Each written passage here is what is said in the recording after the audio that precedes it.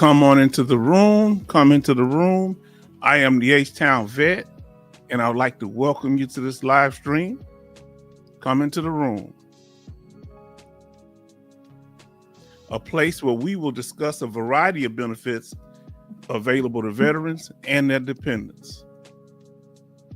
Welcome to this live stream. Tonight's topic, we're going to talk about mental health ratings.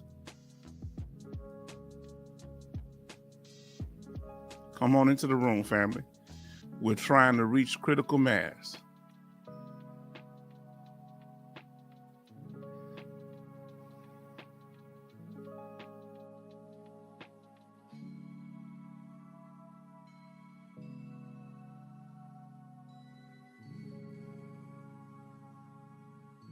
Let us know that you're in the room. If you're new to the channel, family, let us know that you're here. For our regulars, if you're new to the channel, let us know your branch of service, state, or country that you're living in, and we'd appreciate it. Thank you so much. And we're going to get ready to get started. We're not going to wait around because we're going to have to keep it moving for our people that's watching it recorded, showing them respect. As soon as I say that, everybody comes into the room. We have Mr. International in the house. Let me come up on the screen. This is our topic for tonight: mental health, VA mental health rating. Sorry about that. And let me come on the screen to acknowledge our brother, Mr. International, is in the house. We want to thank you for being here tonight. We want to thank you because you brought a lot of attention to the channel. Positive people are watching. When they see us interact like that, that means a lot. He came up, Dogface Soldier and Mr. International chimed in, giving their knowledge, and especially Mr. International stayed toward the end, and he was answering questions, and we really appreciate. Whenever you would like to do that, you're welcome. Might even ask you sometime if you're not busy. Just let us know if you're busy. But we really appreciate that. Thank you. For everybody that's coming into the room, like I say, I am the H-Town Vet, and we'd like to welcome you to this live stream, a place where we will discuss a variety of benefits available to veterans and their dependents. And we'll also have the after party where you can chime in, talk about veteran topics, or anything you would like to talk about in reason. Now let us go ahead and continue. Like I say, let us know that you're here, family. And we're going to keep this moving. So let's do this. I see y'all coming into the room. Let us know that you're here.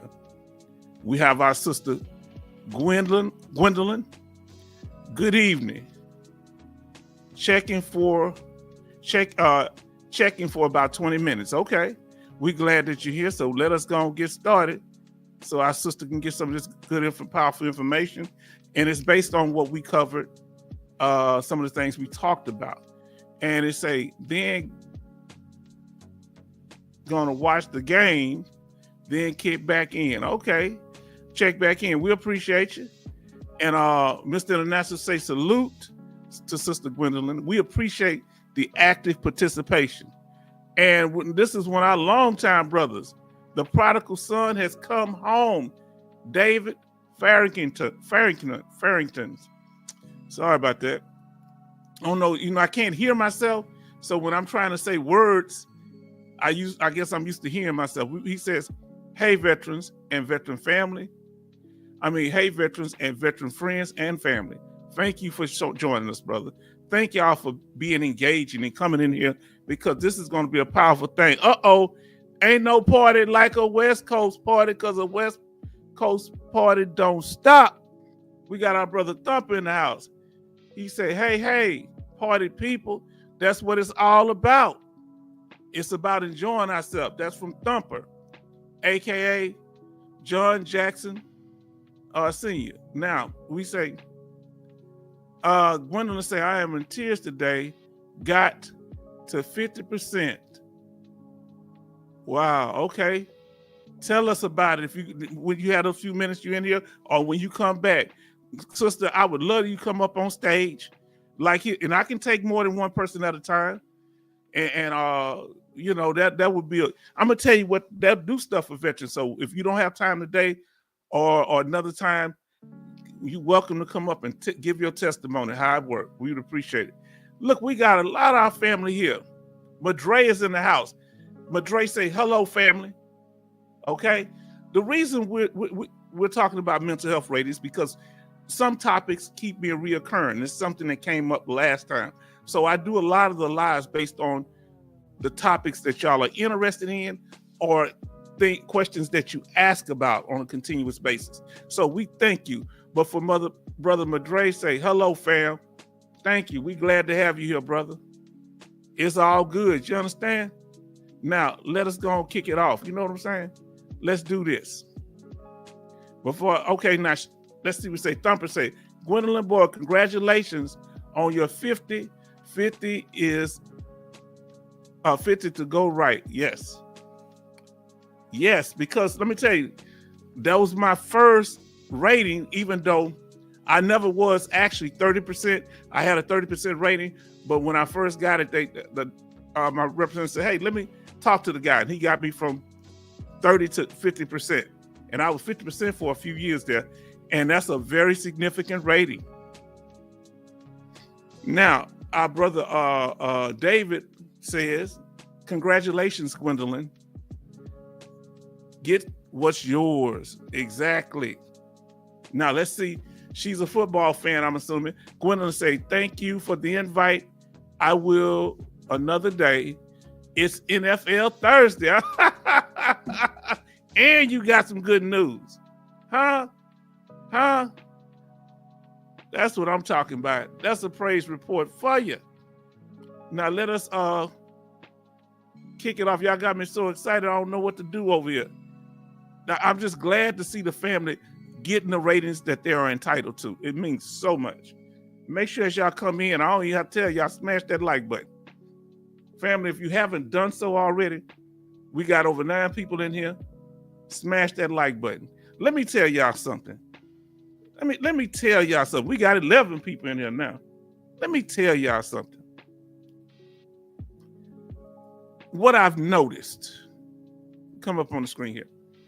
A lot of people get a whole bunch of so-called views. I don't know how they're getting these views. They getting them out right, or they may be paying for them. I don't know. All the views here are not buying any views. We getting them from y'all participation. You'll know the audience when somebody does a live. You'll know the audience when 2 people come from 2 different channels and come together. And if the number's real low, I'm like, hold on. When they do it individually, it's high, but when they do it together, it's low. I just find that quite interesting. I've noticed that. I pay attention to things. As y'all come into the room, smash that like button, family. Y'all doing good. Smash that like button. Let us know that you're in the room, because we want to go ahead and get started. We want to talk about what the topic is for tonight. So come on in, because we want to make sure we keep it moving for the people that are watching it recorded. So let us get back to it. So Sister Ash, you can come in and out. You do that, okay? Now let us continue.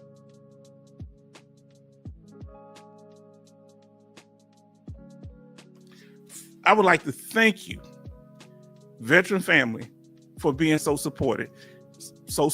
Let me tell y'all something. Did y'all feel the energy for the last broadcast? Now all of a sudden, YouTube let me know when I get new subscribers again. Huh? Y'all know I never monetized because they was making it such a headache. I just left it alone. You know, I might try to do it again. I tried it several times. It wasn't going nowhere. Now they contacted me. I'm good dealing with y'all the way I am. I don't want no headaches. Huh? Now let's see who's in the house. But thank y'all, family. Major Boomer say howdy, family, and Merry Christmas to all of you. Yes.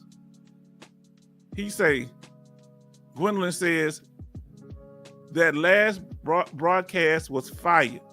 Yes, indeed. You understand? Huh? Sister, you are so correct. I'm telling you, because this is what we're getting. Let me tell you what we're getting. we're getting engagement from fellow veterans. I got to come back up on the screen. I'm trying to keep my ugly face off the screen. But listen to me. By having veterans come up and interact in the chat or on the live coming up or to talk to everyone, that has an effect on other veterans because they don't have anybody to connect with. Aren't y'all glad that Military Mike felt comfortable enough to tell us his struggles? Aren't you glad that Love keeps coming back saying, he won't leave until everybody else gone? I've never had a broadcast where Love has said, okay, good night, everybody. He said, keep it going, H-Town.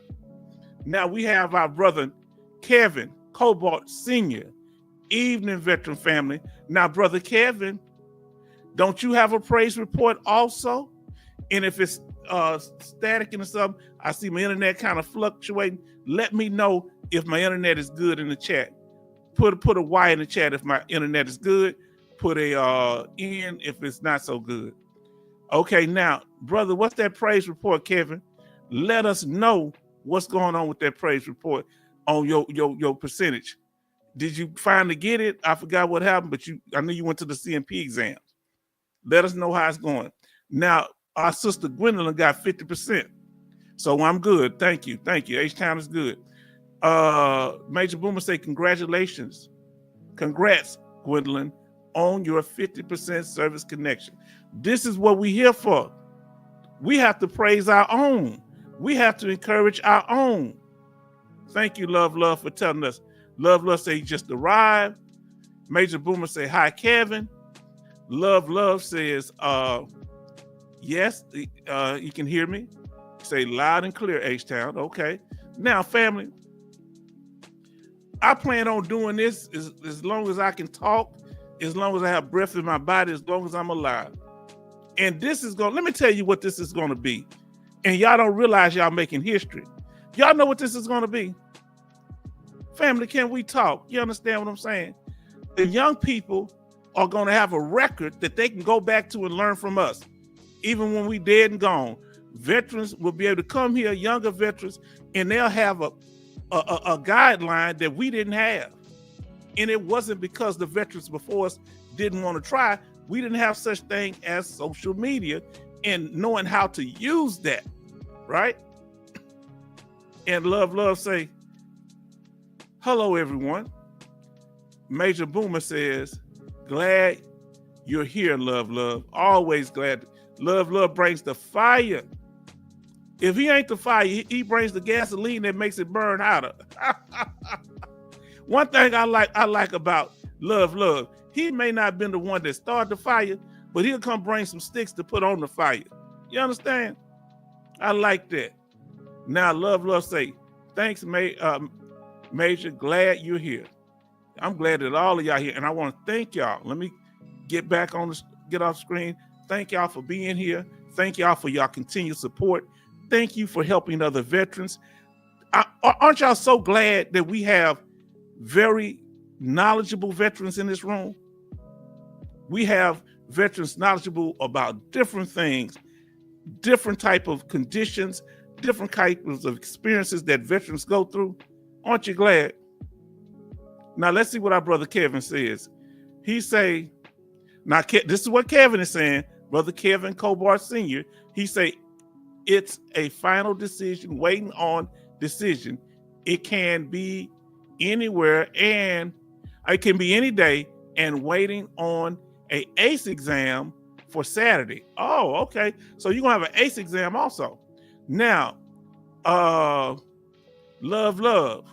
laugh out loud, H-Town. You got jokes. You know me.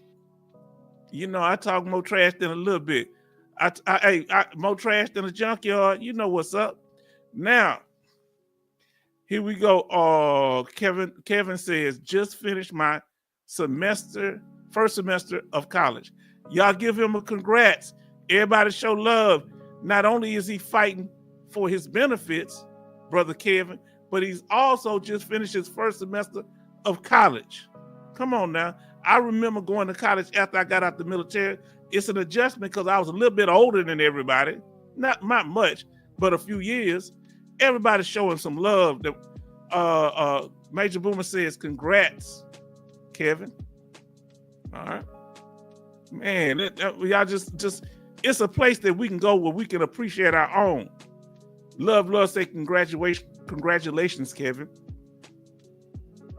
Now let us continue.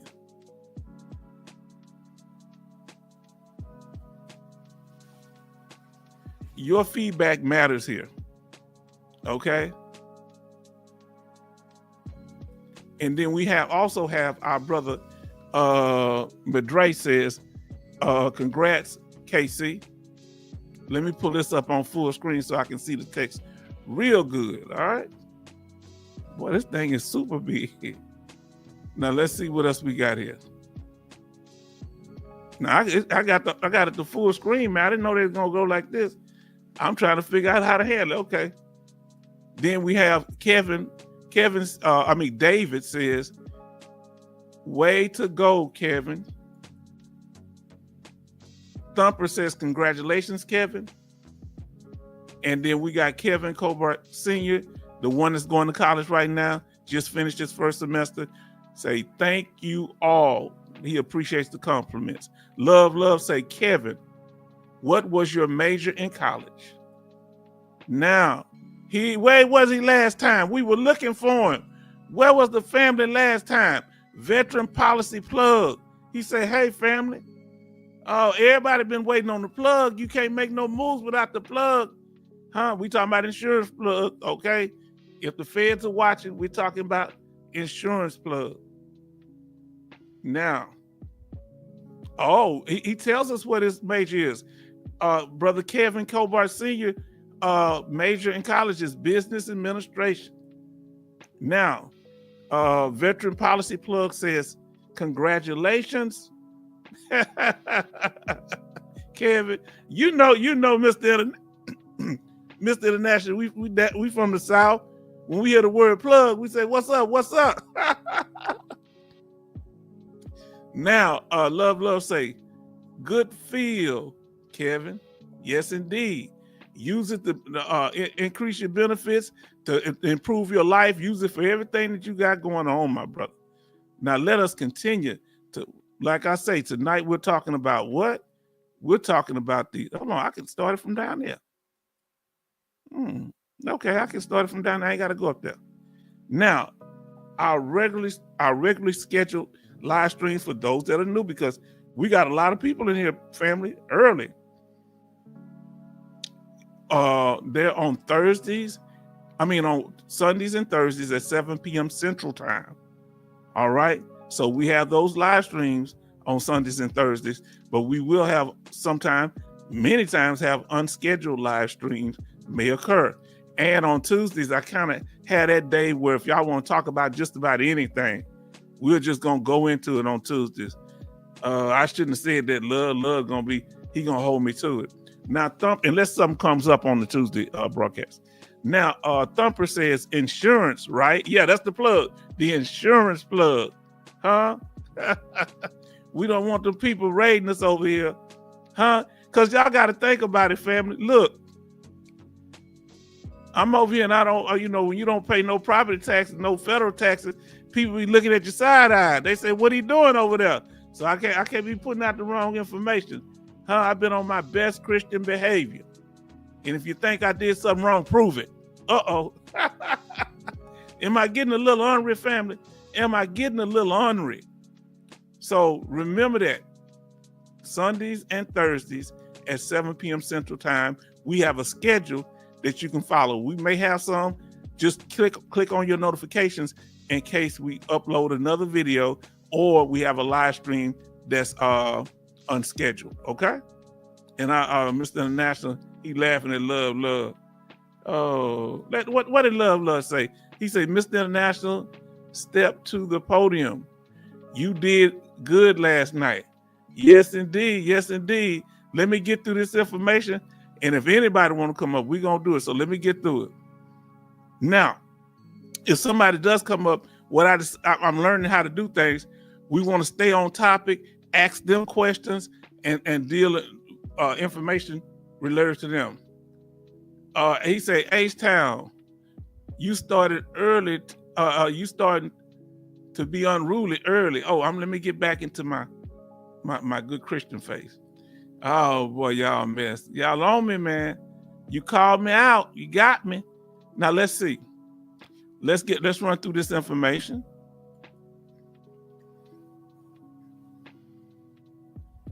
If you would like to donate or contact us, here's our information on that. We have PayPal, Cash App, and if you'd like to contact us, a lot of you have been doing that. There's our email address at the bottom and our handle for our YouTube channel. So let's continue. We're trying to build our brand. What y'all gonna do to help us build this brand, family? Now let's see what Thumper says. I mean, what we got, I read your comment. Veteran Policy Plug say, what I missed last night, I didn't get no messages. Oh, so that was that last night we did it? I thought that was on Sunday. Oh, we did one on, what day is this? I'm so confused. Is this Thursday? Y'all know I'm retired. Okay, this Thursday, so we did one on Tuesday. You make sure you click them notifications and check on Tuesdays because sometimes we did. We had a barn burner. We had a barn burner. We talked about everything. We talked about electric cars. We talked about veteran entitlement. We talked about just you name it. Mr. International came up on the screen. He came up on the live stream and the Gangster Lean. Yes, indeed. Love say LOL Thumper. Love say Mr. International brought his A game the last time. Yes, he did, but he's always on his A game, and we appreciate him. See, let me tell y'all something. Mr. International could be anywhere else, supporting other people and making an impact on their channel or somewhere on the street helping somebody with the knowledge he has. But he decided to take his time to come here. Do y'all appreciate that? I tip my hat. I don't have no hat on right now, but I tip my hat to you, brother. I bow. Thank you. We appreciate you. When I give my food stamps, I'm going to do something real nice for you. You understand? Now, let's get back to it. We appreciate y'all. Help us build this brand. You okay? How can you do that? All right. One, by supporting other veterans. This is a veteran-owned business here in the Houston area, in Houston, Sunnyside neighborhood. Just Oxtail Soul Food. Veteran-owned business. Real good food on a consistent basis. Now, then we have our another veteran. We have our brother Chester. He's a life insurance agent, broker. Licensed life insurance broker. Let me correct that. And here's his information if you'd like to contact him directly. He's licensed in at least seven, about 1, 2, 3, 4, 5, 6, 7, 8, 9 states. And they're all up here on the screen and got his informations. And if you want to contact, it'd be good. Let me see what he say here. Okay, Major Boomer say, we appreciate you, Mr. International. Thanks for all you do. Yeah, because he was blessing our sister Gwendolyn. Now I think she just said she got 50%. Huh? Where you gonna get something like that? Results in the building. Y'all don't understand, Mr. International be bringing people to the channel in droves. This is the kind of good heart he got. So what can you do but support people like that? And he don't have to do all that. And I thank you. Mr. International said, what? Let me come up on the screen. He appreciates y'all. Salute to the family. Even though you got them 2 Teslas, are we going to let him make it, Thumper, even though he got Tesla? Are we going to let him make it? See how we turn it on our own people, boy. We ain't worth the quarter, are we? Now, y'all, if you need some life insurance, especially when it comes to veterans, because it's hard for us to get life insurance as veterans or disabled veterans, especially as we get older. So contact him, because several veterans was asking him about it because they saw his name. You know, it used to be life insurance broker. Chester Life Insurance Broker. And so they start questioning. So I said, brother, give me your information so we can put this out. And he didn't even solicit. I asked him, and I thank him for, you know, being that guy. We just have such incredible people here. Now, if you haven't done so far, smash that like button, okay? We got over 16 people in here, and we got 11 likes. Smash that like button, hit that thumbs up button. Like, share. If you got the ability to share it to other people you know that this might benefit. On YouTube, you can share it on Facebook or Twitter. All right. And subscribe. We blessed with 2 subscribers today. I think that was today.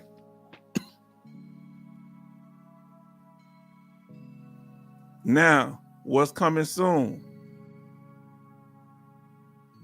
We've been too busy. I got it already done. This live stream is already ready. We missed 2 live streams dealing with. I'm gonna blame it on all y'all. I ain't gonna blame it on just love. I wasn't able to get to them, but we did a lot of information that night. The PACT Act. We're gonna break that down. We're gonna do a full explanation. The PACT Act explained. Okay, that's coming up. Now, let us continue. So, what are the new releases? What we did last time. Go back and look. Since you asked what happened, Veteran Policy Plug. Here we covered, right? We did a Q&A, veteran topics, and we covered a variety of things. And that was one of the best, if not the best. That's one of the best broadcasts we ever had. They got out because Mr. International came up. He came up spitting hot fire, and I asked more questions than a jealous woman. Present party excluded. I ain't picking on women. That's all I ever dated, so that's why I joke around like that. Yes, indeed. I say, where you going, Mr. International? When you gonna be back? Why you got lipstick on your collar? He was answering them questions left and right, and the man was chatting at the same time. Out of control. So how can he do that? He can talk and chew gum at the same time. Now let's see what we got here from. Let me see what. Yeah, I know. When it's big like this, I ain't never been. I don't usually do it like this. Now, let us continue. And we also, we did another live stream dealing with the news, breaking news, of course, and that was very, very, very popular. And we did the one about the James H. VA hospital and their little scandal over there. People over there knocking the boots. Several employees had to resign, and it was a big scandal. Now, here's the upcoming VA compensation rates for 2025. You should see this on your next VA payment for January 1st, 2025. So we want to let those who just come in here, and if you haven't done so, y'all doing good. Smash that like button. Smash that like button. New rules. I can't even ask no more. I used to ask, I say, and for those of you just coming in, thank you. Let me get my face up on the screen because now I'm going to have to minimize a little bit because I got to look up the new rules because if I don't do that, Love say check the new rules every time. I haven't checked them yet, but I'm about to check them now. We're going to see what's going on. Who thinks, put a Y in the chat if you think the VA has changed the law since we last talked. Put an N in the chat if you don't think they have. Let's see. I don't know either way, but we about to look and find out. Do you think the VA has amended, modified? So Mr. International says yes. Who think they changed? You say yes. I got to be honest. I think so too. Because, they go days without changing. But do these people have time to work on claims?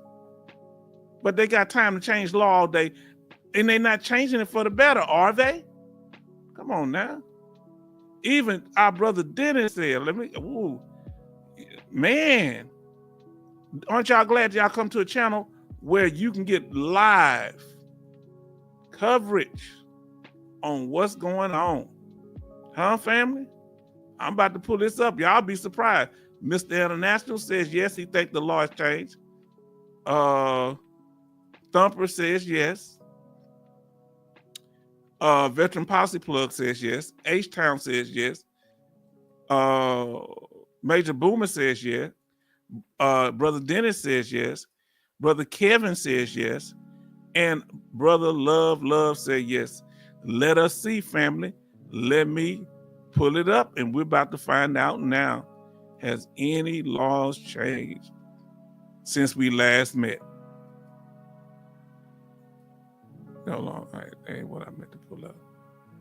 Okay. Okay, they just did something. Okay. Let's see, family. We're going to put it full screen. Let's see if we're right, family, okay? Well, look like some laws changed yesterday. And guess what it's dealing with? Why they always dealing with dependents all the time? They're always changing laws when it comes to dependents. Family, do y'all see? For those who just joined us, I'd like to welcome you, man. I am the H-Town Vet.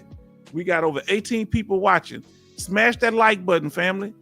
Let them know that you so we can boost the algorithm. Let us know that you appreciate the program. Smash that like button. We got 12 likes and 18 people in the room. Now, look here. Yes, a law changed yesterday, right? November the 11th. What was it concerning? Establishing marital relationship in spouse cases, in survivor cases. Establishing marital relationship in survivor cases. Do you want H-Town to get message early? I'm trying not to. This is meant to clarify the situation in which statement of remarriage is not required for DIC claim. So they require you to say whether you remarried or not. So now they're not requiring it. And guess what else? Family, are you listening? H-Town got to come up on the screen on this one here. Because I like y'all to see me. Listen, let me tell y'all something. Do you know that a person that you're not legally married to can get DIC benefits? Did you know that?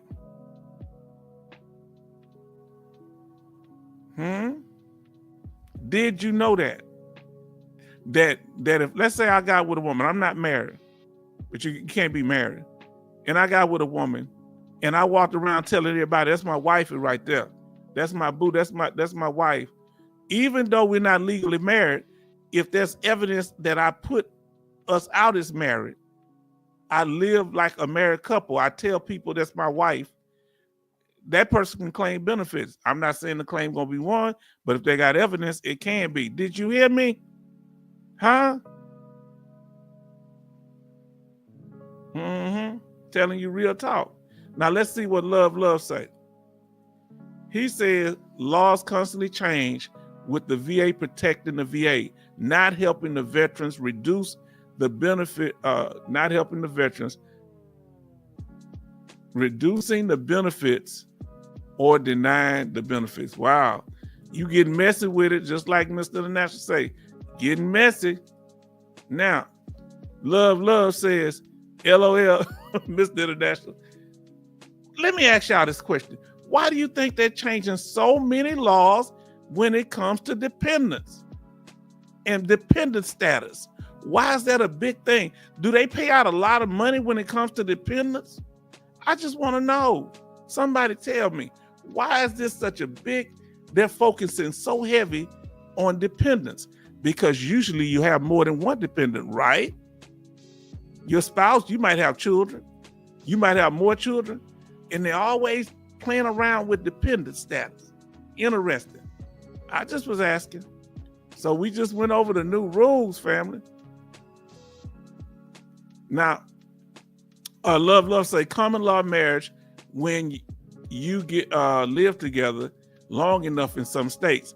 Yeah, but in this thing, whether it's a common law marriage or not, when it comes to the VA, if you were putting yourself out as a married couple and you was telling people that was your wife, and at that time you dead, so it's only their word, and other people can bear witness that is what was going on. Yeah, they can get DIC death benefits. Y'all better go look at the VA paperwork. I saw it. That's why I ain't playing with it. I ain't calling nobody nothing. I won't even, the only time I call them is on payday. Oh boy, that didn't work out right, did it? Now, let's see here. Love say more money for dependents, more benefits. Yes, that they have to pay out. And I'm not trying to be cynical. Hopefully that's not the case of what the VA is doing. Mr. International say yes. Yeah, tell them call me the payday. And then on payday, after that, don't call me the rest of the month. Now, we talked about this before. Let me ask y'all, do y'all really get anything out, other people dealing with looking at the laws as they currently change? What benefit is it to you? How does it help you? Other than being informed, what do you enjoy about knowing that? Because I'm real surprised at how interested y'all are in knowing what the laws are. You just don't want to be blindsided. What is it? And I want everybody to be weary of overpayment. We just talked about dependence, independent status. If your dependent passes or something, or something changes, you need to make sure you notify the VA. All right. Now, overpayment. We just kind of going over something we've been going over. If you in the reserve and you getting VA benefits, once you go do your reserve duty, let them know so that they don't overpay you. So, veteran policy plug say, knowledge is power. Wonderful. Now let me ask you: how often do you learn something when you come to the live streams? How often do you learn something new? Let us know. And I want you to be honest. If it's every other live stream, or maybe every month you learn something, let us know. Now, another way that you can get an overpayment, your VA debt, is if there's educational benefits and you don't complete the class. I've seen several veterans go into like voc rehab and end up messing around and quitting early. Okay. He say every time, okay. I learned something too when I come in here. I ain't gonna lie to you. Pretty much every time. Now, if there's a change in marital status. Now, let me tell y'all a big thing about this marital status thing. They got veterans that ain't never got a divorce, and then they've been married by 4 or 5 times, never got a legal divorce. I know one, he had 4 wives before the one he with now. So he had to clear up since Vietnam. He had got with a woman, broke up with her. She said she's gonna get a divorce, but she never got it. But that was his responsibility. So he had to clean up about 3 or 4 marriages before he could get benefits for his current wife. Ain't that crazy? Now, Love say, I learned a lot about my case. The VA don't tell me. Okay, that's good. Now, another thing, that if a dependent passes, and you need to tell your family members this also, if the veteran passed, the family member need to notify the VA so they can cut the check off, because you don't want to pay that money back. Now, here's the thing. The month of death, they'll give you that, they call it month of death check, I think. Payment. Month of death payment, and they'll pay you for that current month that the veteran passed in. Always good to check with them though, okay? Now, another thing, if you in a VA medical center or a copay, many of you that were never service connected and then you get service connected, but you owe money to the VA, guess what? And you owe money to the VA, they gonna get their money off the back. As soon as they gonna find out that you service connected. And so I hurried up and owed them about $80 because I wasn't 50% yet, So I had a copay that I never paid. But when I got ready to do it, I wrote them a check, sent it to them. They still took it out of my VA check, directly out of my VA check. And I told them I already paid. Here's the check. And they gave me my money back. Now, let's see what we got here. Mr. International says, he said, I had a veteran pass away and the ex-husband was receiving DIC benefits, which are, wow. The divorce was never submitted to the VA. Oh, what you telling me, Mr. International, that even, hold on. Are you saying because it was never submitted that the husband has a right to the benefits? Is that what you're telling me? So legally he has a right to them, right? Because his veteran spouse. Is that what you, man, what? That's something else. Handle your business. Take care of your paperwork, people. Now, love say, VA don't tell the whole story. No, they don't. Wow. That's why, look, have copies. If you get a divorce, have a copy of your divorce decrees at the house. Now, another thing. Another way, we're going to talk about it a little bit tonight because people asked about it. I'm going to show you the number, what it is. Veterans that go get incarcerated, you're supposed to get your benefit. You're supposed to let the VA know that you're incarcerated. All right. It has to be at least 61 days on a felony. If you go to jail for 100 days on a misdemeanor, you don't have to tell them. If you go to jail on a felony for 60 days or less, you don't have to tell them. But once it makes that 61st day for a felony, you better. Now, man, so, the whole story. Veteran Policy Plug says, can you please tell us what DIC is, death and indemnity compensation? So basically what that is, it's if the veteran passes and is receiving VA disability compensation, depending on their status as a disabled veteran. One, if they die of their service-connected disability, the spouse is allotted monetary compensation and right to VA home loan and other things that could fall with that benefit. And it used to be if they didn't marry before 57, if they didn't remarry. From this new rule, look like they're trying to change that. I don't know. I'm going to have to go into more detail. Now, so it's like $1,600 something. They don't get the full VA compensation check. They get, about a third of it or so. And the other way, if the veteran doesn't die of a service-connected disability, you've had your rating, your 100% for, I think, 10 years, and y'all been married at least one, then they can get the benefit that way. Let me drink a little water, y'all. Excuse me. But we watch our video, the 8 benefits for 100% permanent and total rating, and it's about 12 minutes, and we'll go over that right at the end. All right. Now let's see what Mr. International says. He says the ex-husband has the right to the benefits because she got married to a new man without being divorced. Did y'all hear me? I've seen this.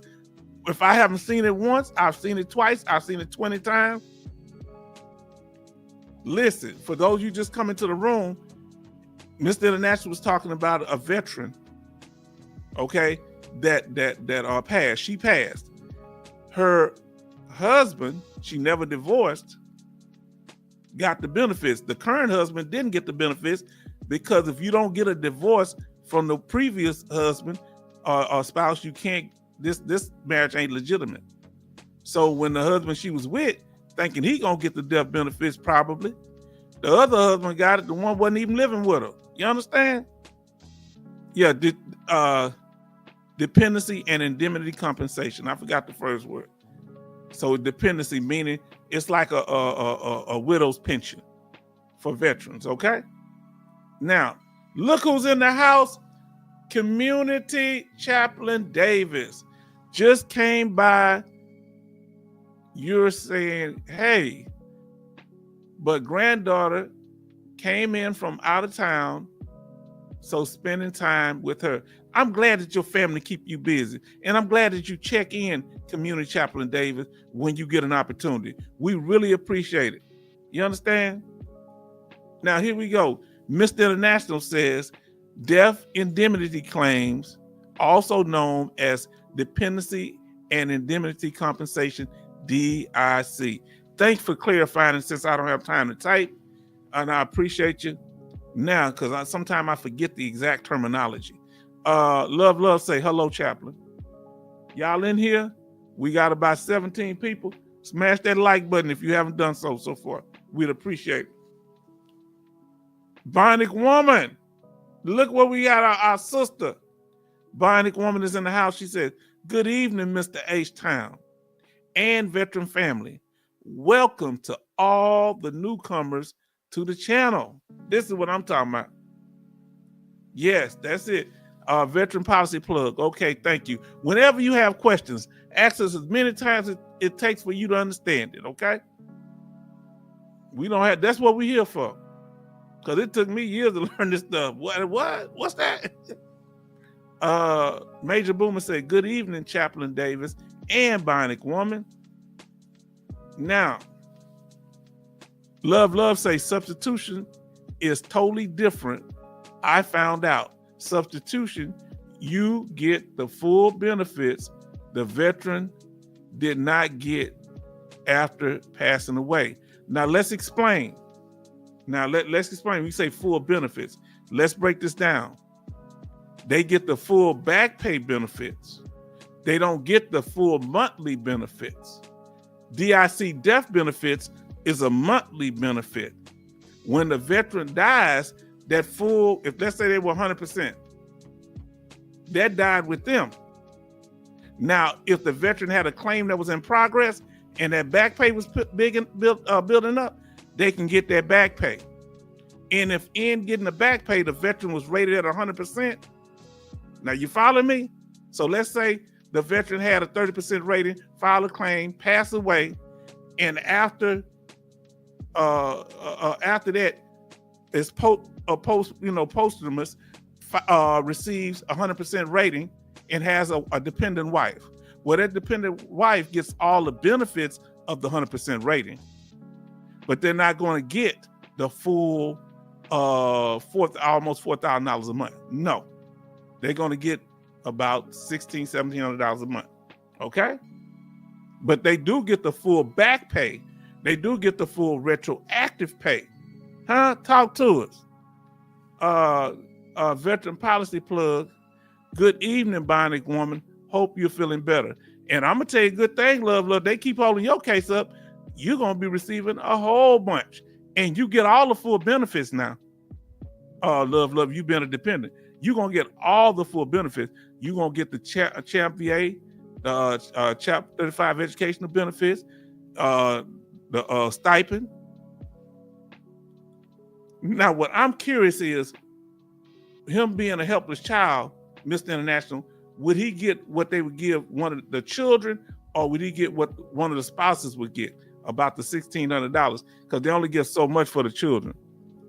Now that I'm curious, but hope they give you good back pay on that.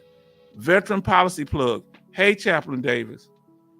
Now let us continue. Watch out having the OVA debt. Huh, family? Be careful. The other ways you end up paying debt. Remember, we talked about this. If you getting that pension from the VA and you don't report some income you get, whether you report it or not, they're going to take it from you. Or you go to Voc Rehab, and while you're in Voc Rehab, you say, forget this. I'm taking this computer, this laptop they gave me, all this other stuff, and all this stuff they spend money. I'm just going to quit the class and keep all this. They're going to make you pay that back. Be careful, okay? Now, that's on debt. And we here to educate, okay? So how to get a waiver, we talked about that. You just go there, and we got the information for that right there. How to, if you say you got a hardship, here's where you submit it. for your if you owe debt to the VA. All right, debt man. I don't know what that's wild. Submit a waiver request ASAP. Okay. Now, smash that like button. We got 15 likes in here. That's good. Now let's talk about our topic for tonight. We've been in 51 minutes. Okay, we good. I think I got him. Let's see. Veteran Policy Plug says, "Good evening, Bionic Woman. Hope you are feeling better." And then Veteran Policy Plug says, "Hey, Chaplain Davis." He's just greeting everybody. So this is where it is. Mental health. Let's say you down bad. That's 100%. If you can get 100% if you down bad. If you kind of struggle, you kind of in between. I'm gonna be honest with you. If you got a 50% rating, you how you gonna work half? How you gonna give half of your energy to work when half of you not there? And then a 0 rating. That's when it doesn't affect you. You service connected, but it doesn't have a major impact on you working or your everyday personal life. All right. This is our thumbnail topic for tonight. Let's talk about it. What are the mental health ratings? Well, one thing, personality disorders are not service connected. You can't get service connected. If you pull out of the military for a personality disorder, that is an issue, Mr. International Lab. So let's pull up some things where mental disorders that the VA recognize, and we're going to talk about the ones they don't recognize. Let's deal with the ones they recognize first. Okay. What are the mental health illnesses that are eligible for disability, VA disability? I don't know if y'all know that PTSD is an anxiety disorder. It falls under anxiety. So if you get service connected for anxiety and they don't spell out PTSD, that's okay. Okay. Now, so remember, PTSD is an anxiety disorder. Other anxiety disorders like panic disorder, things like that, and post-traumatic stress. Now, Bionic Woman says, Veteran Policy Plug, thank you for your greetings. And then she says, Major Boomer, good evening. Yes, indeed. Now, others, I want y'all to follow. There may be more, but these are the general ones. Let's go to another one here.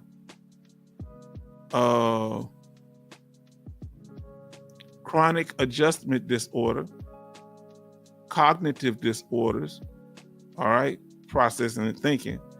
Eating disorders. Did you know that was a mental health disorder, such as anorexica? I never know I couldn't say that. Anorexic. I know anorexic. Being anorexic, I say that. I know I can say anorexic. I can't say that word. Never say it. Okay. Anorexic or bulimia. Mood disorders. Okay, they're mood disorders. So also, I think insomnia, having trouble sleeping. I think that's a mental health disorder. Let us know, Mr. International, or whoever else knows. Schizophrenia and other psychotic disorders. Indeed. Psychotic disorders. Indeed. Paranoia. Indeed. Somatoform disorders such as I don't know if that's multiple personality disorder or where you forget where you at and things like that. Unexplained physical ailments. Okay. Yeah, somatic disorders like there were World War II bombers that when it was time to go do missions because they were bombing civilian areas, they say, I can't push the button to release the bomb, but the hand don't work like that. Your whole hand just don't stop working. That's a somatoform disorder where you physically can't do certain things, even though you can psychologically, there's a barrier to it. Now, for any mental health condition to qualify for VA disability compensation, veterans must prove to the VA that their disorder is a result of military service. Remember this now, understand this.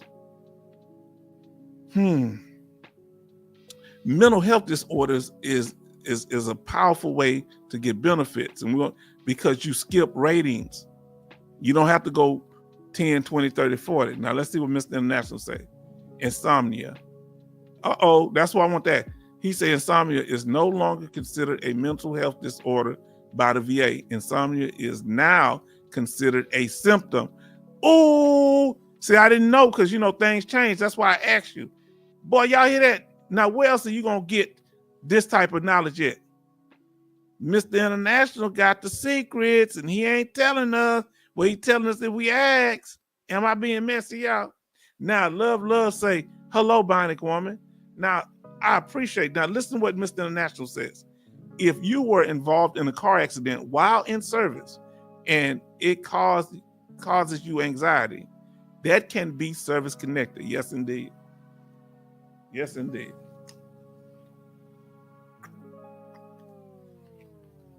Let me ask you this, Mr. International. If you at a gas station, I saw in Kentucky where a female sergeant, she got arrested, wrongfully arrested by the police right outside the base.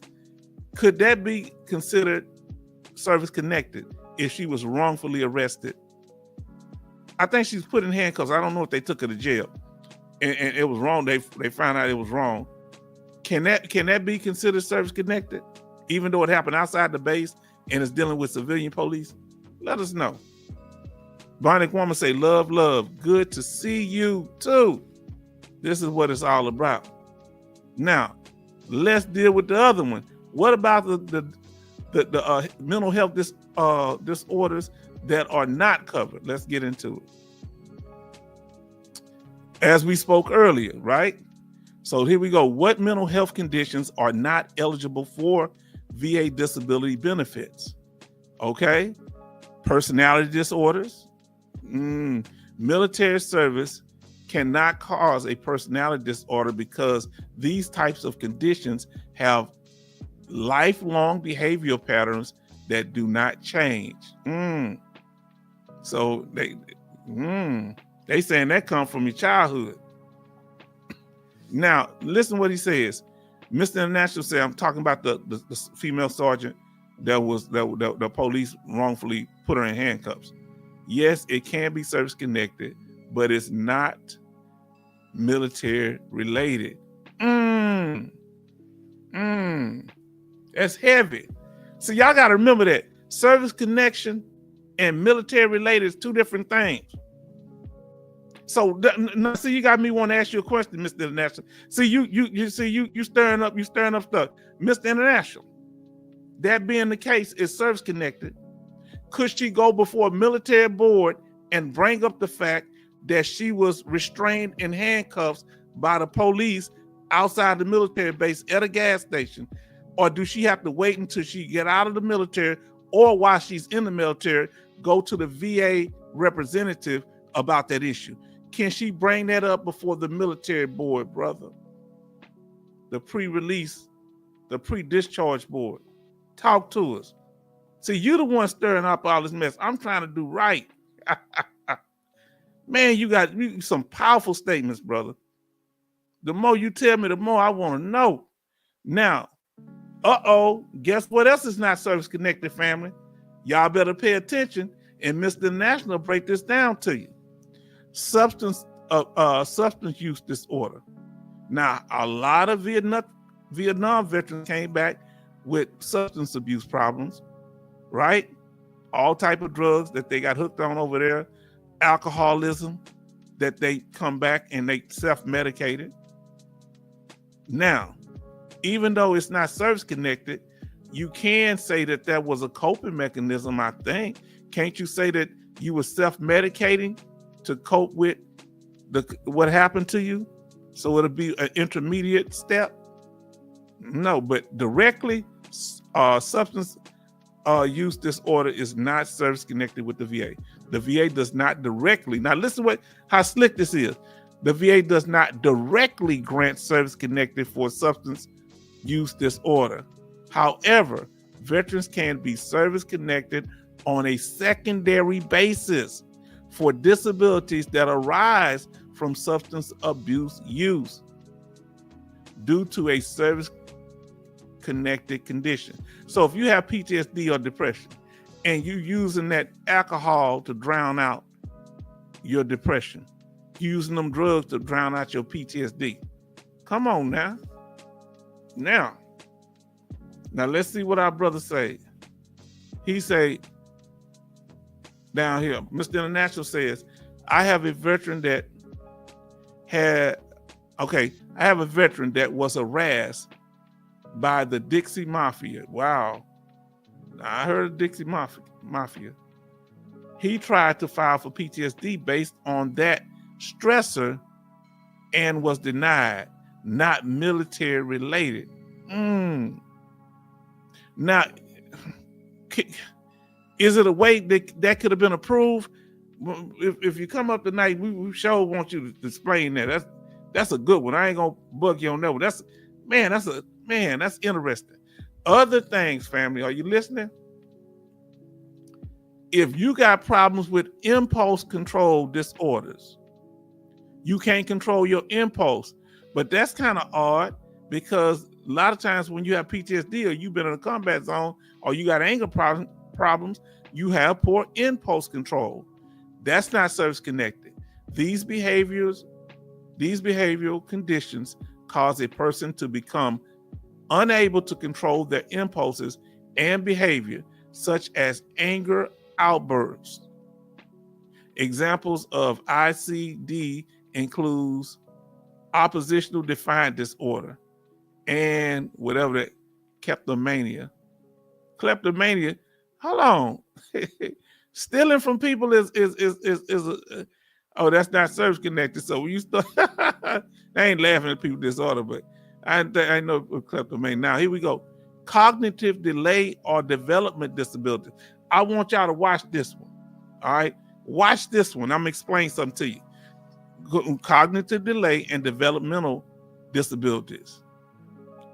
VA will not consider conditions that are congenital, or presented by birth, presented since birth. Keyword, presented since birth. You've been having it since birth. Such as these conditions cannot be considered caused or aggravated by military service. Now listen, there was a Vietnam veteran, one of the veterans I know that was in our group. He had cognitive delays, but it wasn't developmental. You know what happened to him? A grenade, went off and part of the shrapnel hit his head, and it affected the way he spoke. And he was able to get service connected for that because even though he had cognitive delays, it took him a while to say something. It was because of the service connected injury, being the explosion during Vietnam. He was an infantryman. And it affected his thought process and stuff like that, and cognitive delays. You feel me?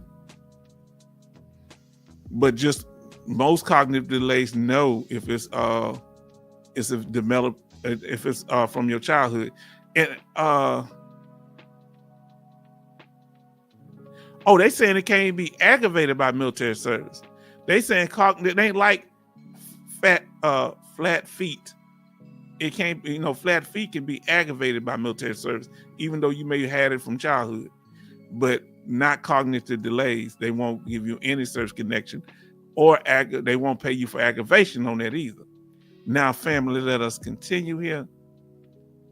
So we talked about what's now. Now, let me ask you this here, y'all. Tell me what type of mental health specialist can help you get a diagnosis, or they evaluate the severity level, or connected to your military service. What type of mental health specialist can help with that? Now, I know the most common one is a psychiatrist. Can y'all think of any other type of mental health professionals? Psychologists, psychiatrists, psychologists. What about a mental health, a psychiatric nurse? Can they help give a diagnosis for PTSD or any of the mental health conditions? What about bulimia? anorexic, or them being anorexic. I don't know. That's what I'm asking. Okay, here we go. He says, yeah, so not just a clinical, a licensed clinical social worker. Are they still allowing the licensed clinical social workers to diagnose veterans with PTSD? Will the VA still honor that with anxiety disorder, with depressed mood? Oh, very good, Mr. International. Now, let's see what we got here, family. Now, here's some of the symptoms for Mr. John Brown. Remember, we went over his decision letter, and in his decision letter, this was one of the pages, and these were the symptoms that he had that's highlighted in blue. All right, on his third page. Now, here's the thing. We're going to go through, all of them are going to be symptoms. You see if you have any of these symptoms, but the ones that's highlighted in blue are just the ones for Mr. John Brown. He has such thing as suicidal ideation, persistent delusions, depressed mood, and some of these are at the 30%, some of these are at the 50% level, some of these at the 100% level. Whenever you have some symptoms at the 100% level, that can pretty much guarantee you 100% rating. Not saying it's going to be permanent. So that's what. So the ones you have at the 100% level is persistent delusions and gross impairment in communications. Okay. Now let's go over each mental health rating. They're pretty similar. They're pretty much the same thing for PTSD or any other mental health rating. They use the same criteria for now. So usually you have VA compensation ratings from 0 to 100%, 0, 10, 20, 30, 40, 50, 60, 70, 80, 90, and 100. That's called a scheduler rating, right? Well, these are scheduler ratings with mental health, but they skip some. They still have 0. They're talking about changing it. They still have 0. They have 10. There's no 20 for mental health ratings. There's a 30. There's a 50, a 70, and 100. But there's no 40, 60, 80, or 90. So that's what we're talking about here. So that's why I ain't gonna say it's easier to get to 100% with the mental health rating. It's a shorter path. I'm not gonna say it's easier. Watch our video, VA compensation from 0 to 100%, and we have a live stream under the same name. This is the only video that covers all of the percentages from 0 to 100% compensation without breaking it up into smaller videos. Did you see how I did that plug right there? Oh boy, y'all are missed. Why y'all put up with me? So as H-Town was saying, mental health ratings right now until they change it in 2025 are 0, 10, 30, 50, 70, and 100. Now, that's same for PTSD or any other mental health condition. However, they're talking about doing away with the 0% rating. How y'all feel about them doing away with the 0% rating? Any opinions on that? Do you think that's going to make it harder for veterans to get benefits or easier? Because by getting away with the 0% rating, the percentage they start off at 10%, they got to pay you if they service connected. Or is that going to make it harder for veterans? Now, remember, the changes are coming soon. 2025, I forget what month, but they're going to also be changing something with sleep apnea and a few other things. I think migraines. We're going to go over that before that happens and right after. The first rating we talked about, remember, there's only 6, the 0% rating. All right.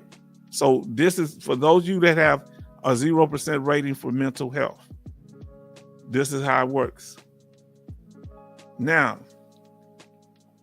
remember what Mr. International said. Okay. He said there's a difference between the service-connected disability and the symptoms. Don't confuse the two. Remember, he said that Insomnia used to be insomnia. Okay, I said it. Used to be a service-connected disability. Now it's just a symptom. Okay, follow that. Now, okay, for a 0% rating for mental health, we're gonna start. These are all mental health ratings. VA mental health rating criteria. So the symptoms are the main thing when you get a 0%, that you have a formal diagnosis. However, the mental condition has a formal diagnosis, but symptoms are not severe enough to interfere with occupational or social functioning or to require continuous medication. So you may be on a little medicine, you'll be all right, but it's not continuous. That's why you had a 0% rating, because the little medication you take, or it's not bad enough to affect your work. Your mental condition is. Now 10%. Now let's go to 10. Now when we get to 10, it's going to be different. We're only going over 6 of them, so we're on the second. We're going to have 4 more after this. Now, when it comes to 10% for a mental health rating, remember, now you have continuous medication. So they have to keep you on some kind of medication to sleep, some type of medication to keep from being depressed, anxious. So now your condition is bad enough that it's going to affect your ability to work some, so you need to stay focused. So at a 10% rating for a mental health condition is occupation and social impairment due to a mild or transient, meaning it comes and goes, symptoms which decrease work efficiency and ability to perform occupational tasks only during periods of significant stress or symptoms controlled by continuous medication. Now, so it's not bad, but every once in a while, unless you're under a whole bunch of pressure. Now, Love say, H-Town, are you saying that the medication don't matter? You have to have symptoms to get the medication. They're not going to give you, I don't think they're going to give you medication unless it's to treat something, right? To treat a condition based on its symptoms. Let me know if I'm wrong, family. And these, like I say, change coming in 2025. I meant to put that on the other slide, the 0%. Look, I put that in the wrong place. Y'all wouldn't have known if I ain't say that. But yeah, 2025, change coming for the 0% rate. They plan on doing away with 0% for mental health. 30%. I hope I answered your question, Love. 30% rating. So you go from 0 to 10 to 30%. So you see how there's a jump. That's kind of a good thing when it comes to getting higher ratings. Now, and I have the amount you get too. And this is for the 2020. Oh, that's what I had the 2025 for. These are the amounts for 2025, okay? Let me go back a little bit so you'll see that. That's what I have 2025. It's going to be $175.51 if you just 10%. Now let's continue on here. 30%. Let me see what Mr. International saying. We're going to see the symptoms for 30. He said, this is what he says, Mr. International. Medication doesn't matter when it comes to the rating criteria. Rating percentage is based on social and occupational impairment, not treatment. That is true. How's it affecting your ability to work? So the main part of it is, I don't know why they put that in there, but the main part of it is it affect your ability to work? Now, let me ask you this, Mr. National, but what if medication controls your impairment? It doesn't matter, does it? Does it matter if the medicine controls your impairment? Would that knock you down to 0%? Let us know. Great statement there, Mr. National. We need this information. Now, when it comes to the 30% rating, symptoms. All right, what are the symptoms? First 30%, you're going to be paid $537.42 in 2025 coming up here. Now, occupation and social impairment with a occasional decrease in work efficiency, and intermediate periods of inability to perform occupational tasks, which are job tasks. Although generally functioning satisfactory, with routine behavior, self-care, and conversation normal, due to such symptoms as depressed mood. And what you see highlighted in blue, that's what Mr. John Brown's symptoms was. He had depressed mood, anxiety, suspiciousness, chronic sleep impairment. But that was just for him. Now, we let's see what else we have here. Panic attacks, weekly or less. So when you're talking to a doctor, when you're talking to the what do you call it? When you're talking to the a CMP examiner or another doctor that you has to do an exam for the VA for you do it on a public DBQ. They might ask you based on the DBQ how often you have panic attacks. And if it ain't that much, that's how they gauge what your percentage is going to be. Now, let's see what we're going to say here. We got to show love to our sisters in the house. Whenever somebody come in, we say, Miss Jag 83, good evening, my veteran family. Peace, my sister. Peace, love, and blessings. Now, everybody show love. And then we have veteran policy plug says, good evening, Miss Jag 83. And we also have love say, hello, Miss Jag. Now, let me go to Mr. International. He say, but if the required medication affects your employment, for example, the ability to operate forklift, that's what I want to know. Listen, now come on, talk to me now, brother. If the VA puts you on medication and it makes you sleepy, and you take that forklift and run into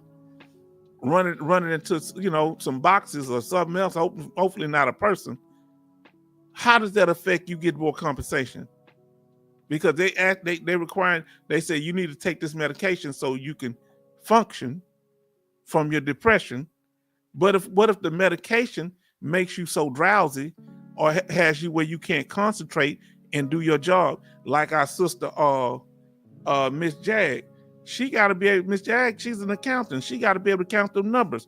What if that medication affects her? That VA medication affects her ability to do her accounting job?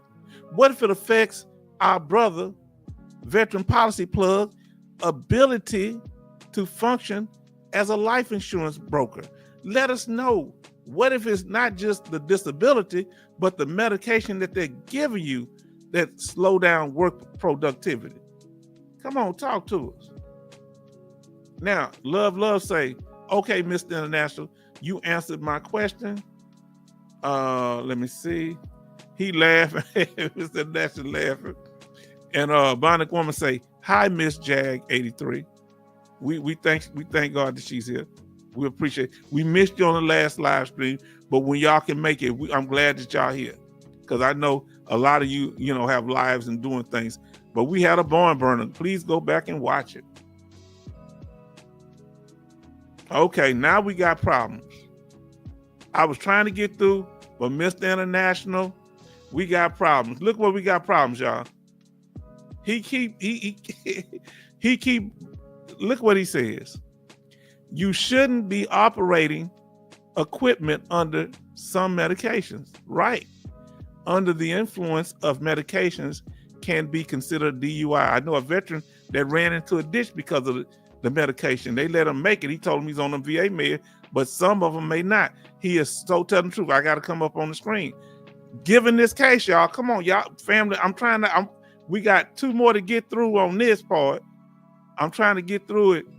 All we got to do now, 50, 70, and 100. So we got 3 more to do. Family. But I want y'all to remember this question. If the VA is giving you medication that could get you a DUI if you drive with it, how can you go to work? if the VA is requiring this medication to cope with your condition, how you gonna go to work in a car when is the VA is the one for the medicine preventing you from work? Where are you then? We want to know the solution. Mr. International made me stop that because he made me think. Now, so the medicine, is that considered a symptom or a disability or affect? I never looked at it that way. The medicine, because it happened to me and I didn't know what to do. I'm gonna tell y'all the truth statement. When I was teaching school, you know, my condition got down bad. Well, I wasn't sleeping at all. I'd be up for 2 and 3 nights. They put me on some medication that would tranquilize a horse or an elephant. And I was still pushing. My condition bad, y'all. I ain't gonna lie to you, my condition bad back then, you know. Thank God for, you know, helping me. They put that doctor put me on some more stuff. I felt that. Look, now when I felt that, I still had to go to work, right?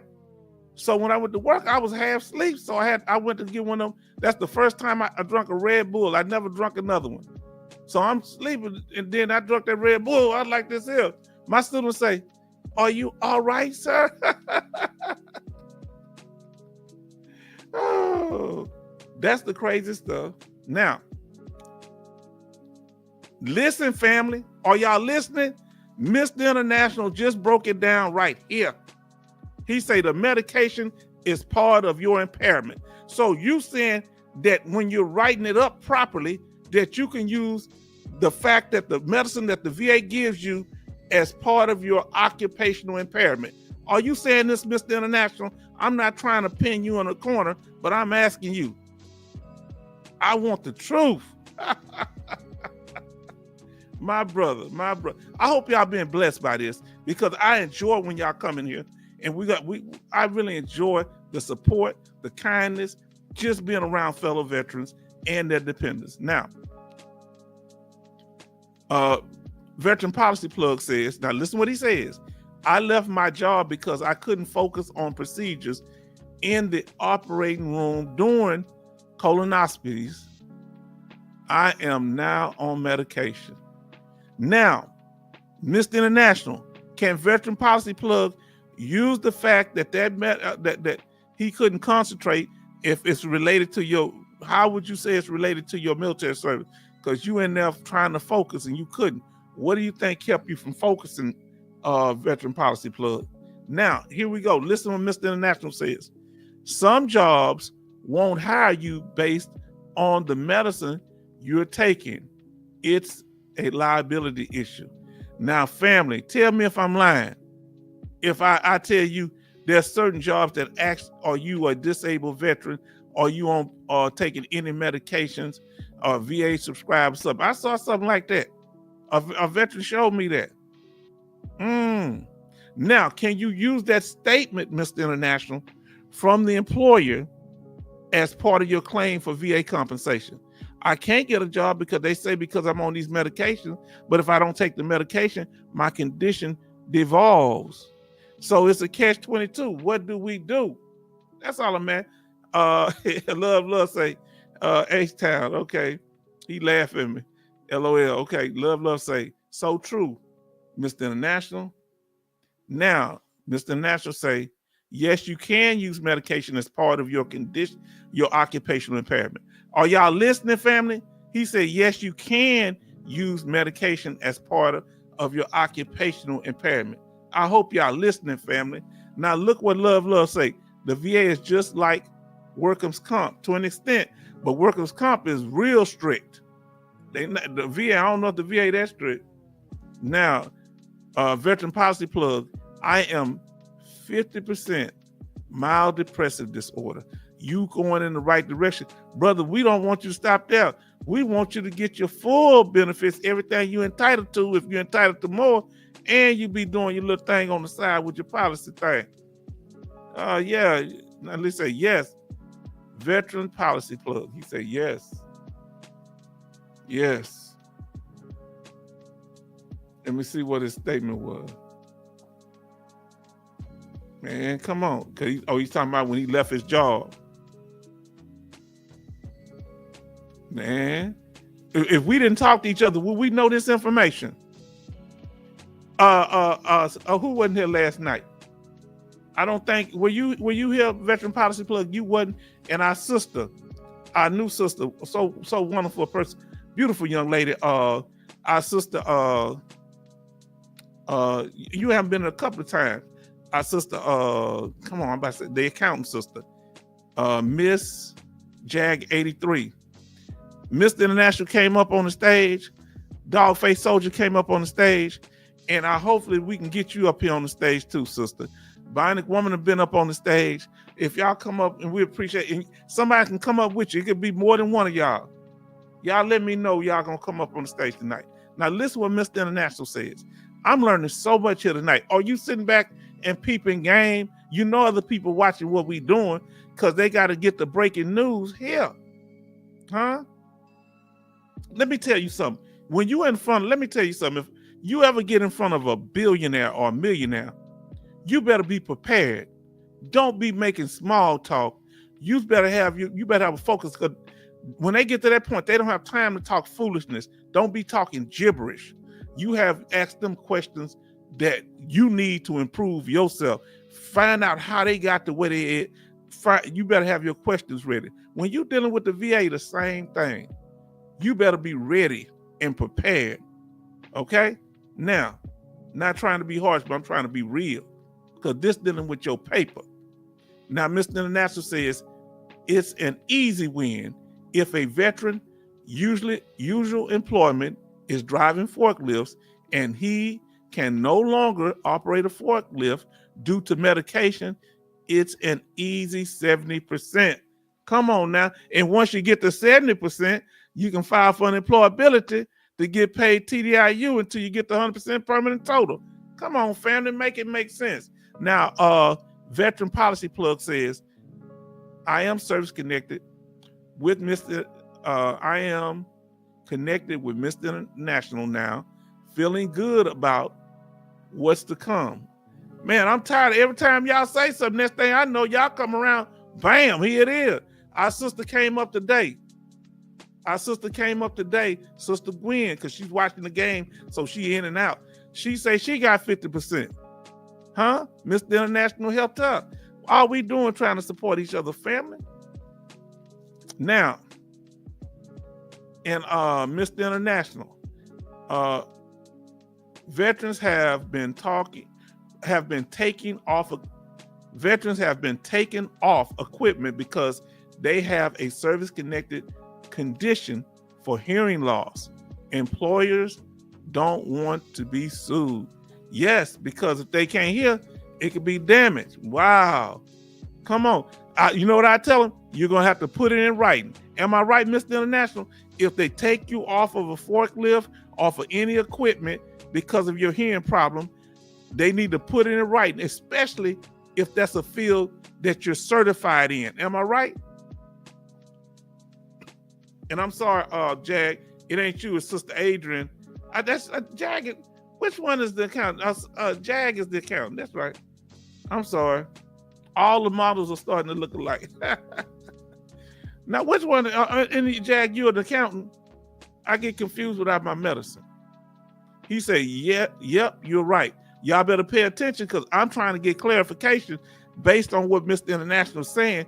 Y'all better take this information down, because you're going to get it here at the H-Town Vet and nowhere else, because we ask the right questions to the right people to get the proper knowledge. Huh? You like how I tied that in? Now, here we go. We want to say depressed mood. This is at the 30% level. Anxiety, suspiciousness, panic attacks, weekly or less often, chronic sleep impairment, mild memory loss, such as forgetting names, directions, recent events, forgetting those things. All right, now let us continue. Now let's talk about 50% for a mental health condition. A 50% rating. What are the symptoms? What is the symptoms that can help you get a 50% rating? Now, the ones that are in blue are the ones that Mr. John Brown had when he got his 50% rating. All right. And they kind of accumulate. Now, but let's go over all of them. At a 50% rating, you're going to be paid now in January $1,102.04 tax-free. That's the exact amount. Now, that's just for the veteran only. If you have dependents, you will get more. Now, what are the symptoms to get a 50% rating? What are some of the symptoms that you have to get a 50% rating for a mental health condition? Here we go.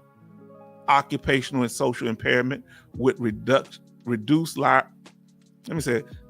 occupational and social impairment with reduced reliability and productivity due to such symptoms as flat affect, circumstantial, I don't know how to say that word, and stereotype speech, panic attacks more than once a week. All right, now it's getting more severe. You got at least 2 or more panic attacks in 1 week, 7-day period. Difficulty in understanding complex demands, impairment of short and long-term memory, such as retention of only high-level learning. That's the only thing you remember is high-level learning. Forgetting to complete tasks. Now, that's going to be a problem if you're working, if you forget to complete tasks, right? How you going to finish stuff at a job if you're forgetting to complete tasks? Impaired judgment, impaired abstract thinking, disturbance of mood, motivation and mood, difficulty in establishing and maintaining effective work and social relationships. Come on now, that you want 50% for a mental health condition, whether it's PTSD, any other depressed mood, any anxiety disorders, depression, and end up they all fall with mainly the same symptoms with a little modification or difference. Now let's continue. Let's do with a 70. Now, if you get a 70% family, I've gotten a 70%. Most time you were supposed to be 100. If the VA got you at 70 for mental health, how are you gonna work somewhere and give them 30% of the good part of it? Come on now. 70% mental health rate. Let's talk about it. What are the symptoms? Okay, at 70%, number one, you're going to get $1,759.19. All right, starting January 1st, 2025. Now, what are the symptoms? Occupational and social impairment with deficiencies in most areas, such as work, school, family relationships, judgment, thinking, or mood due to such symptoms as suicidal ideation. Let me tell you something. I don't care what nobody say, if you having thoughts of self-harm, where you supposed to be working at, excuse me? You definitely don't want to be no job where you got to make, where you're in law enforcement or something. That's dangerous. Obsessional rituals which interfere with routine activities like checking doors, checking windows to see if they're secure. Like ODC, that's what they're talking about. Speech intermediate, illogical, obscure, or irrelevant. Nearly not. When we get to 70% when it comes to the panic attacks, listen, panic attacks play a very important role. Nearly continuous panic or depression affecting the ability to function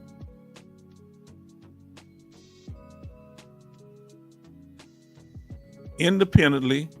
It affects your ability to function independently. I was reading something, sorry. Appropriately and effectively. Impaired impulse control, such as unprovoked irritability with periods of violence. Now here we go. Okay, now I forgot about that. Passive suicide ideation. I'm in so much pain. I wish I wasn't here. Yes, that was kind of when I was at 70. That's what I was. And, I said, nah, I don't want to hurt myself right now, but but when I do certain things and accomplish few things in life, I'll be ready to go in. That's passive. Now, the only time they're going to get you if you have because a lot of you get nervous. I don't want to tell them that they're going to take this from me. They're going to take my pew from me, or they're going to do this. As long as you ain't got a plan right now to hurt yourself. That's the issue. You got to tell people if you're hurting now. You don't want nothing bad happen to you. That's passive. I'm in so much pain, I wish I wasn't here. That's not a direct or threat against yourself that you put. You just saying, I'm just tired of living because of this so much pain. Now, but remember this, such unprovoked irritability with periods of violence. Listen, can I talk to your family? Come on, I'm gonna come up on the screen. See, I'm telling y'all this is my business, but I'm gonna tell y'all. When I get too much eye contact when I was at work, they give me too much reckless eyeballing, it was on. I tried to tell the doc, all that they had to do was disengage. He looked at me crazy. You understand what I'm saying? They give me too much eye contact. That's all I'm saying. Huh? Oh boy. H-Town in an awkward moment. Now let us continue. Now here's another one. Spatial disorientation, neglect of personal appearance and hygiene, difficulty in adapting to stressful circumstances. Remember that, family? Remember that. If you're having difficulties on your job adapting to stressful circumstances, you need to address that, including work or work-like settings, inability to establish and maintain effective relationships. Huh? Now Brett is in the house, family. Brett is in the house. What does he say? I like to laugh. I like the laugh of Mr. International. I mean H-Town vet and family. Okay. House Trumper. Keep loving Popeyes. Hello, Major Boomer, Chester. Love, Bionic Woman. How's your knee? And our brother say, hello, vet. Now, that's when you're at the 70. Now, when we get to the 100% for mental health, this including PTSD and other depression and other ones. Like I say, the DBQ for mental health conditions other than PTSD, it's a little modified, but the symptoms are pretty much exactly the same. Let me know if I'm wrong, Mr. International, because we don't want to put out wrong information. There's just there's some modifications if your mental health condition is not PTSD. Apparently, PTSD is a main one, but the violent thing, watch out for when you get into that anger management class, okay? Now, Major Boomer, hi, Brett. Now, let us continue, family. Are we getting this thing done? Are we getting it done? Now, let's go to the 100%, the last one. Oh, well, first, we're still dealing with the 50%, the violence, huh? When you putting hands on people, hands and feet on people? Come on now. Huh? You can't be at work pimp slapping people, huh? Taking them behind the tool shed. You need to talk to you need to get help at the VA. And if something happened where you get in legal condition, you need to call veteran court. Don't let it get bad, okay? Now, family, let's continue. 100%. Now, how do you get 100% for post-traumatic stress disorder? All right? Your mental health is in bad shape, right? Trust me, I know. Here we go. We're going to go over it. 100%. Now, this PTSD, for any mental health condition, but 100%, you get $3,831.30 as of January 1st, 2025. Now, what are the symptoms? total occupational and social impairment due to such symptoms as gross impairment in thought, process, or communication, persistent delusions or hallucinations, gross impairment, grossly inappropriate behavior, persistent danger of hurting self or others. Remember, the key thing is persistent. Intermediate inability to perform activities of daily living, including maintenance of minimal personal hygiene, disorientation to time or place, memory loss for names of close relatives, own occupation, or own name. You're in a bad situation, right? Now you see that Mr. John Brown, our example, he has gross impairment of thought process and communication, persistent delusions, and hallucination. I know somebody that has the disorientation. You don't need but one to get 100% rating. He has the one dealing with disorientation. Now we're gonna go over this here. We're gonna get to our, few things. We're gonna get to the after part. But we pretty much where we need to be with it, family, right? I gotta take my little jacket off. It's getting hot up in there. I thought it was gonna be cold. Now let us see. Now, so you'll see. For you to understand what a delusion is, it is a belief. An hallucination is you seeing or hearing things that are not there. But delusions, when you think this is a full meal, a piece of tomato and 3 pieces of corn, that is a delusion, a false belief, okay? You weigh 93 pounds, but you feel like you're overweight. That is a delusion, a false belief. That's one thing that can get you to 100%. When it's dealing with hallucinations, it deals with you're touching things that are not there. You're smelling like those who that smell things like diesel fuel or burning bodies while we were in the military. And when we smell food, these are what you call hallucinations. Or we see people that we know while we were in the military alive and they had passed away, things like that. Anything that affects the 5 senses, touch, smell, hearing, sight, taste. These are things that are hallucinations. All right? They're not always visual. They can be any of the 5 senses. I hope that was helpful, family. For example, I hear voices that other people don't. Right? You're hearing things. That is an hallucination. Now look what he said. He said, check yourself into a mental health institution is an automatic temporary 100%. Did you hear him? Did you hear him? Yes, indeed. I know a veteran that did it. And he did it recently. He came out 100%. And now, Mr. National, if you can come up tonight, I appreciate it. Let me know if you can. I won't hold you no longer you want to be.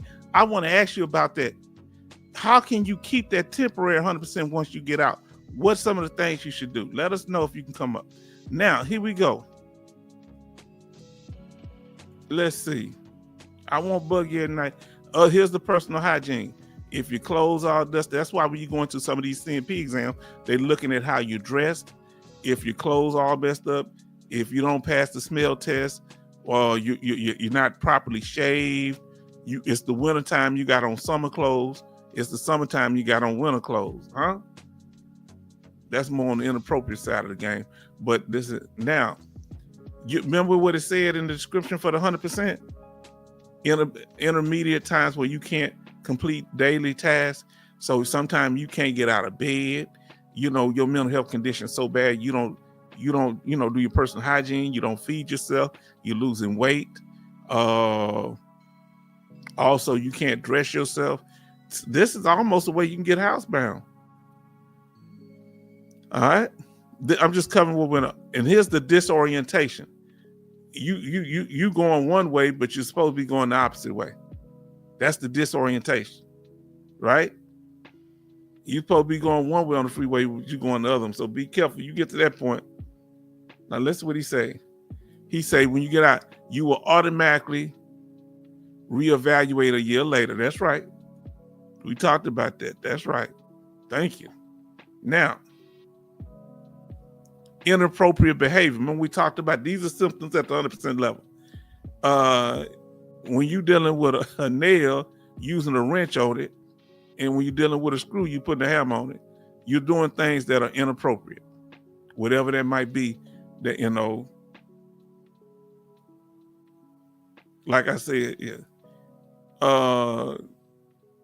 You self-harm, that you do things that can, you know, that involve self-harm. That's how I'm gonna put it. That's another thing. We went over this for 100%. Not remembering who you are, your name is, forgetting family members' name, forgetting what your job is. All right. I'm just going over with visuals for the same thing. If you haven't done so far, smash that like button, because I think we got it, y'all. We went through it. It ain't been about an hour and 47 minutes. I think we doing this. Now, we good. Then just file your claim, family. We can get ready for the after party now, family. All right. Remember, when you file a claim, you want to do two things. First thing is submit your intent to file, right? And the second thing, get your C file. Now, family, where we at? What y'all want to talk about? Anybody? What y'all want to talk about, family? Let me come up on the screen. Come on in here. Let us know, family. That thing get big, don't it? Now, let us know, family. Come on, talk to us. What's going on? What's been happening with you, Mr. International? What's been happening with you? D, what's going on with you, D? Let us know. You been out there driving that whip. I think you got that whip. You got that Bentley, right? What you been out there? That Charger, what you got? That Hellcat? Let us know. What's been going on with you, Major Boomer? Let us get to the after party. Let me put it on up. And let's get to the after party.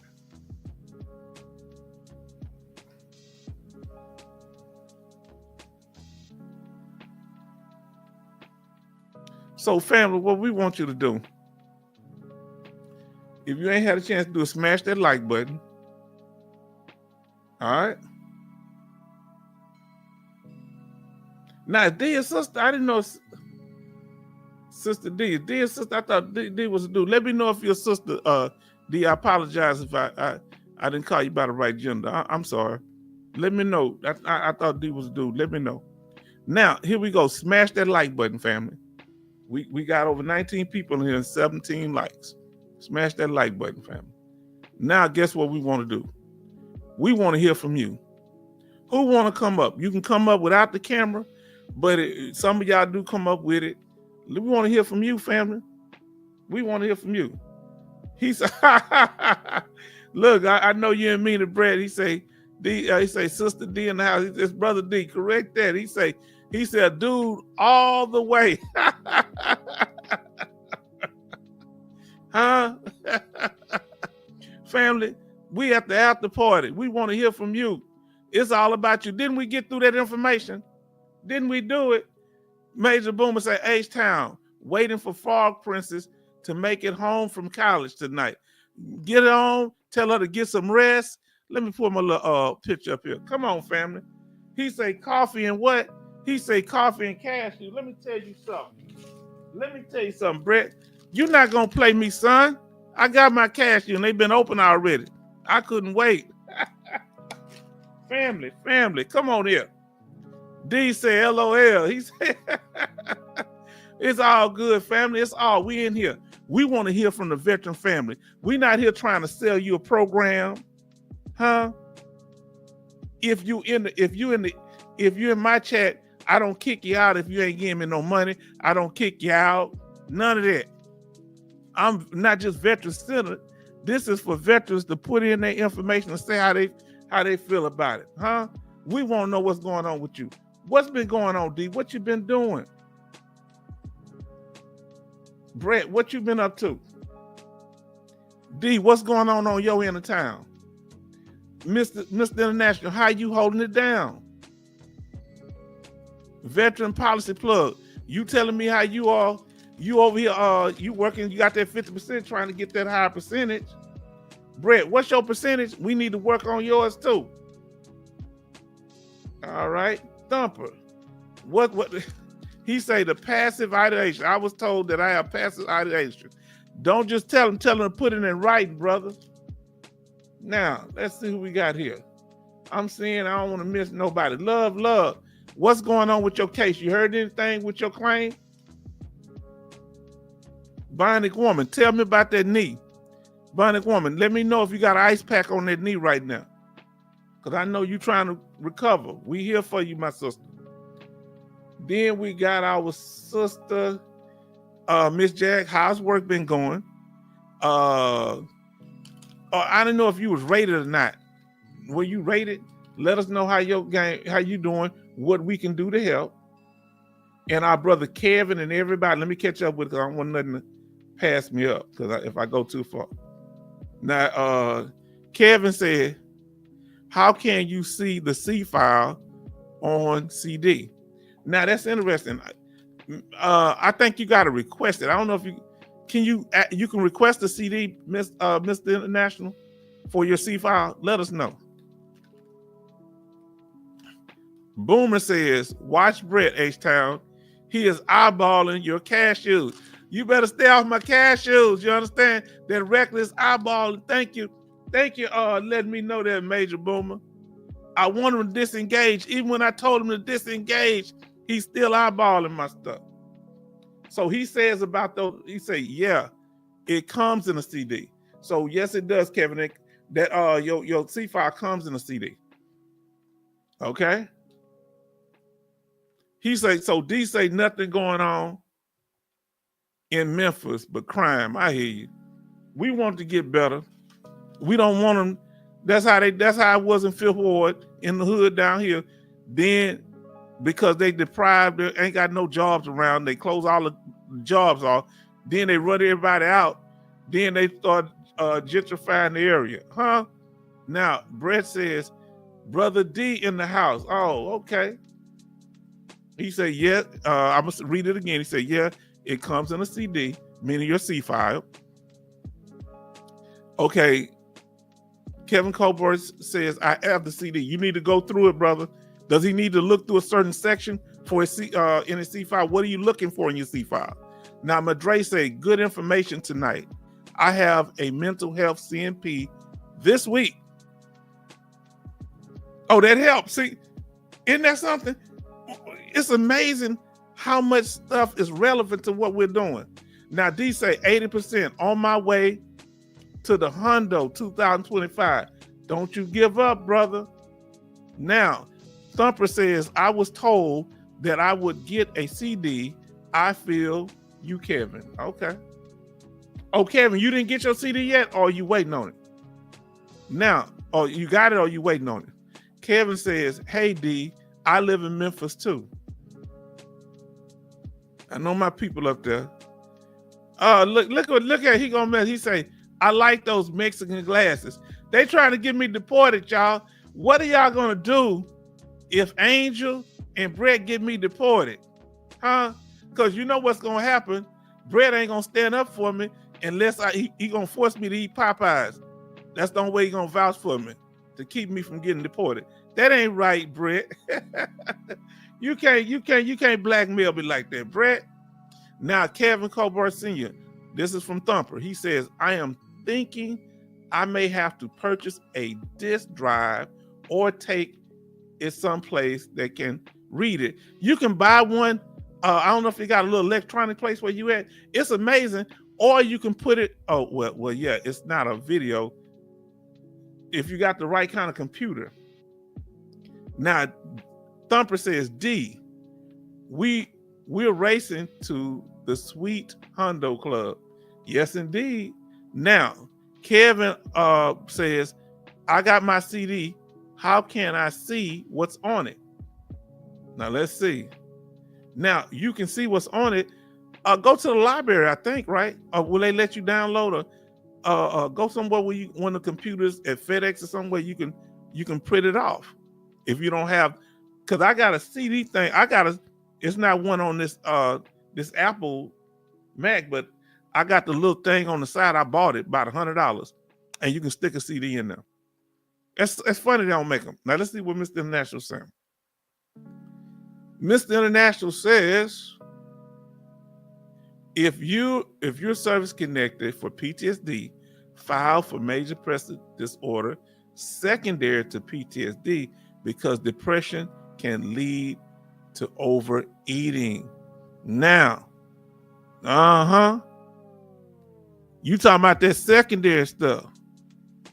Now, some of you asked me the other night, last night, and I want to go over that. So we be straight. I'm gonna pull this. Oh, I didn't know I still had that up. I thought I was full screen. Give me a second. Watch our video if you want to know more about, because incarceration could affect any of us veterans. Don't get into it with family members. Don't get into it with spouses. Don't get into it with nobody. Leave the room. He say, "We'll do, Mr. International." Now look at this. This is our first video to pretty much kind of go viral. This video right here went crazy. That's when I know I had some, because I wouldn't give them about 5 or 10 views on most of my videos. And when H-Town Vet did this, it was something that I guess wasn't out there. Now, if you get incarcerated for a felony, now listen to me, like felony fraud or anything, if you get incarcerated for 61 days on a felony, you will be reduced down to 10%. If you have a 10% rating, they're just going to give you half that amount. You hear? Come on, fam. I'm telling you the truth. Now, let's see what Veteran Policy Plug says. I have diabetes. To work on my A1C with medications. Could that be service connected? Possible. Yes, that possibly could. Now, and here we Kevin says, Mr. International, I need to talk to you about some questions about my claim. Okay, so if you need to talk to him, the brother, he's been very kind and welcoming. Let me pull this up. Oh, I could have stayed right there. See, give me a second.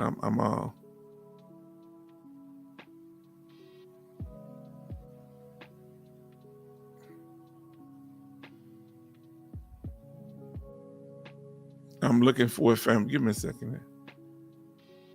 All right, now here's our email at the bottom here. If you want, he says yes, I'm here, Kevin. He's saying I'm here. So there's the email. Contact me and I'll get your information to Mr. International, okay? Is that all right? And I just hook up, then you can talk to him directly from then on out. Is that okay?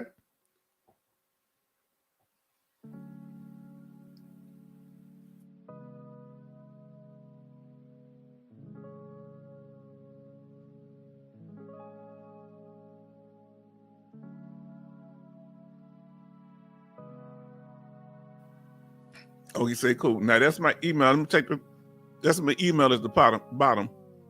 I'm eating on these cashews, y'all. I'm sorry. Veteran Policy Plug says, thank you, Mr. International.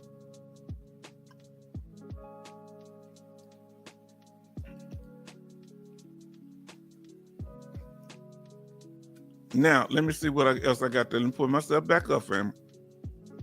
Because something else I want to show you. Because y'all talking about secondary conditions, okay? Thumper said, H-Town, I was meaning to tell you that I like your background music. Okay. Thank you so much.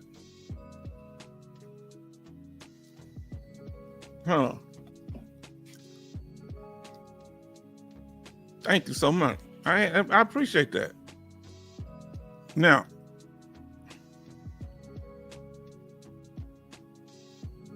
I'm trying to find what I said I need to find for y'all.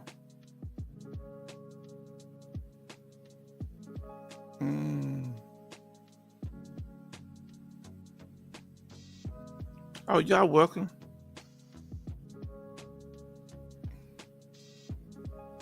Y'all was saying something, and I want to.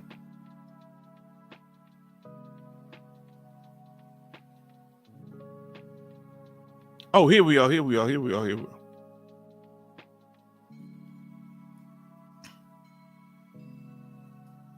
So I was saying, make sure now, family.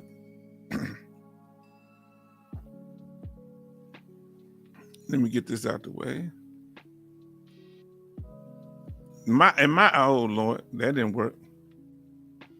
Let me pull myself back up. Y'all know me and this doggone technology be cutting up.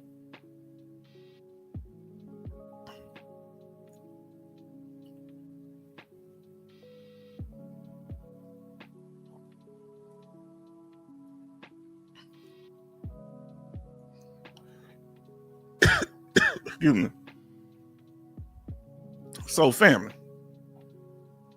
here we go. So, which way y'all think y'all feel more comfortable submitting your claims or any information to the VA, online, in person, or by mail? Let me know your personal choice. If it's online, put a 1. If it's in person, put a 2. And if it's by mail, put a 3. Which has been the most effective way or the way you feel more comfortable submitting any paperwork to the VA? 1, online. I got it listed on here. Look, 2, in person, and 3, by mail.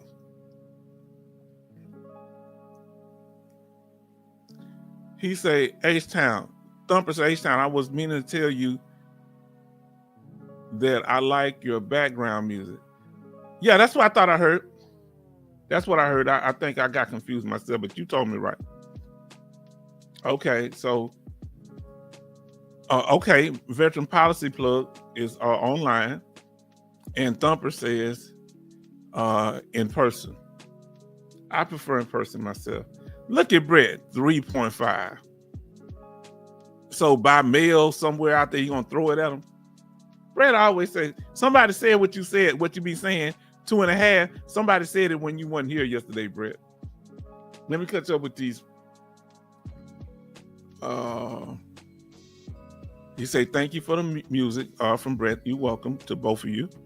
Mr. International says, Veteran Policy Plug. We're waiting on December 17th. Y'all know the inside thing. I ain't getting in it. Now, Mr. International says, the music is smooth. It makes me want to tell secrets. You hear him cutting up? Look. So I get that music when I have a little lady friend by. I ain't had one by in many years. Haven't had one over many. And just had she be, that's when a person started lying when you have relaxing music. Say, baby, you know you're the only one. I told a girl I love when you lie to me. Huh? Keep on telling me the lies because I'm going to keep listening to them. Huh? Here we go. Bionic Woman say, hard to type hand, or freezing. Did ice on the knee. Oh, she still got that ice pack. Yeah, get some, just take it easy. Hands are free. Lord have mercy. Y'all pray for our sister. Salute, Bionic Woman. Then Veteran Policy Plug. Question, if you win a high-level review, will that result in compensation? Is that the end of the process? Let us know, Mr. Nash, because I don't know exactly. It depends on what the decision is, I think. Kevin Colbart Sr. says, I just sent my information, H-Town Vet. Once I get off the live, I'll get it over to him, okay? So by tomorrow, you should have it, because I check my emails. Okay, Thumper. Proof that the VA is trash on one of my claims, August 27th and October the 4th, are the last updates that I have had progress on it. This is December the 12th, and they probably aren't going to do too much. Now, he said, 1, he like to do his, and we went over this before. One, he like to do his online veteran policy plug. And Thumper said he like to do it in person. Now, Mr. International say, I can't let y'all make me get messy. Ask yourself a question. Why does the VA limit a claim filing to 139 characters? That's interesting. You can't put but so many letters in there. You can't put it on a supplemental piece of paper. See it? Wow. Huh. Why? Bionic Woman, especially since you can't move around much. Yeah, online would be the best way to fill out a claim. And Brett gonna be honoring 3.5. That's not even one of the choices. David said by mail. Ooh, that made me scared when y'all do it by mail. Have you been successful, David, by doing it by mail? Thumper say, that was me.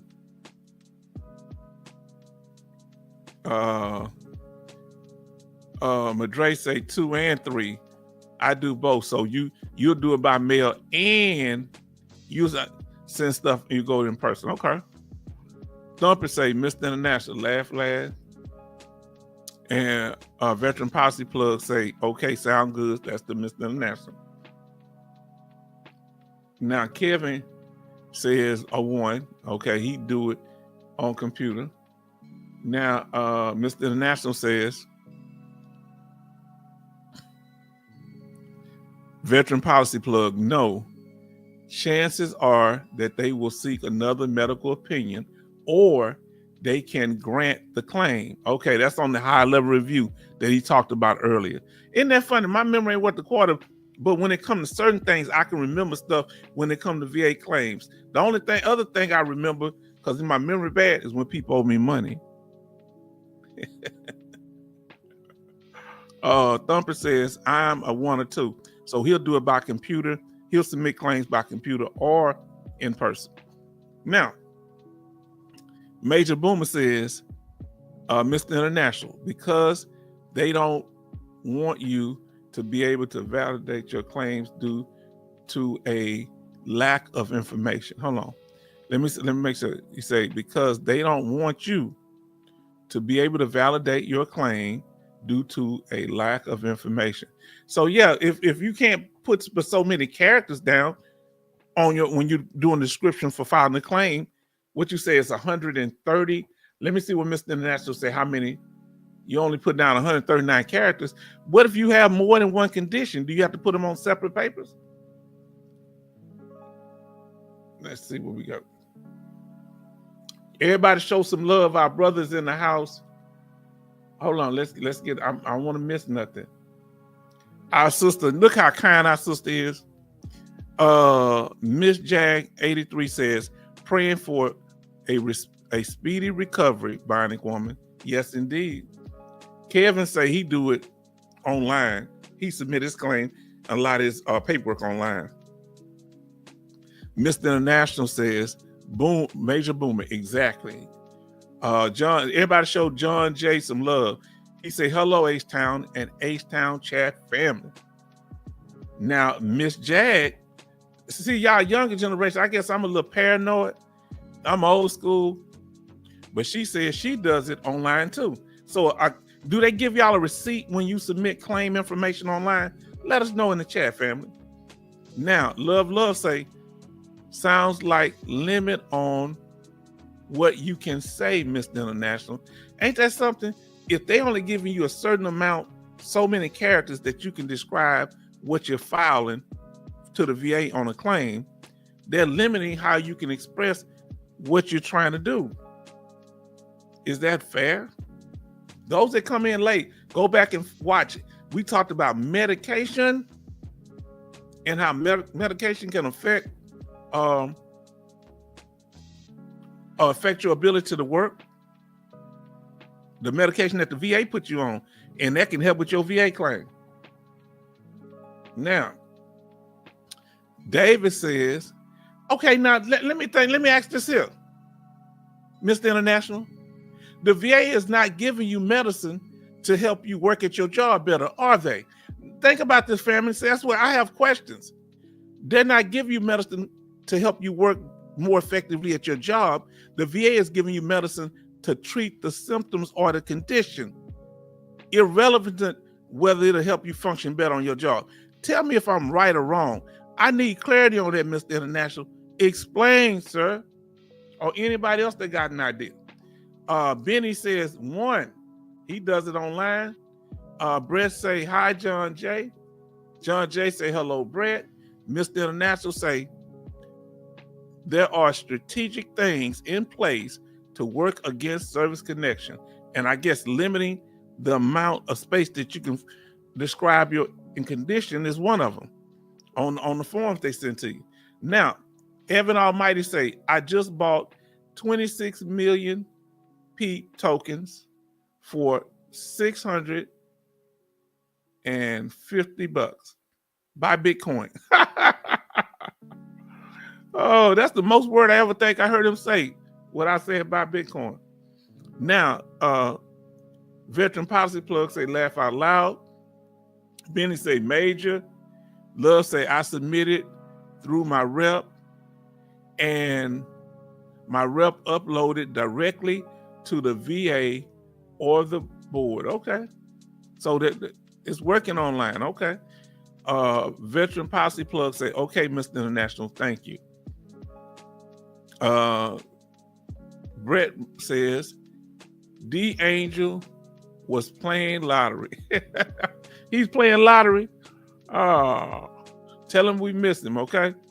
Now, Brett says, Benny is here. Yes, he is. Benny with the IE. Now, Benny says, sending well wishes to you, Bionic Woman. Everybody showing you love, Bionic Woman, because you always holding us down. Wasn't she always up here supporting us, doing what it have to do? Love, say John. Brett says, Evan Almighty, love Bitcoin. Yes.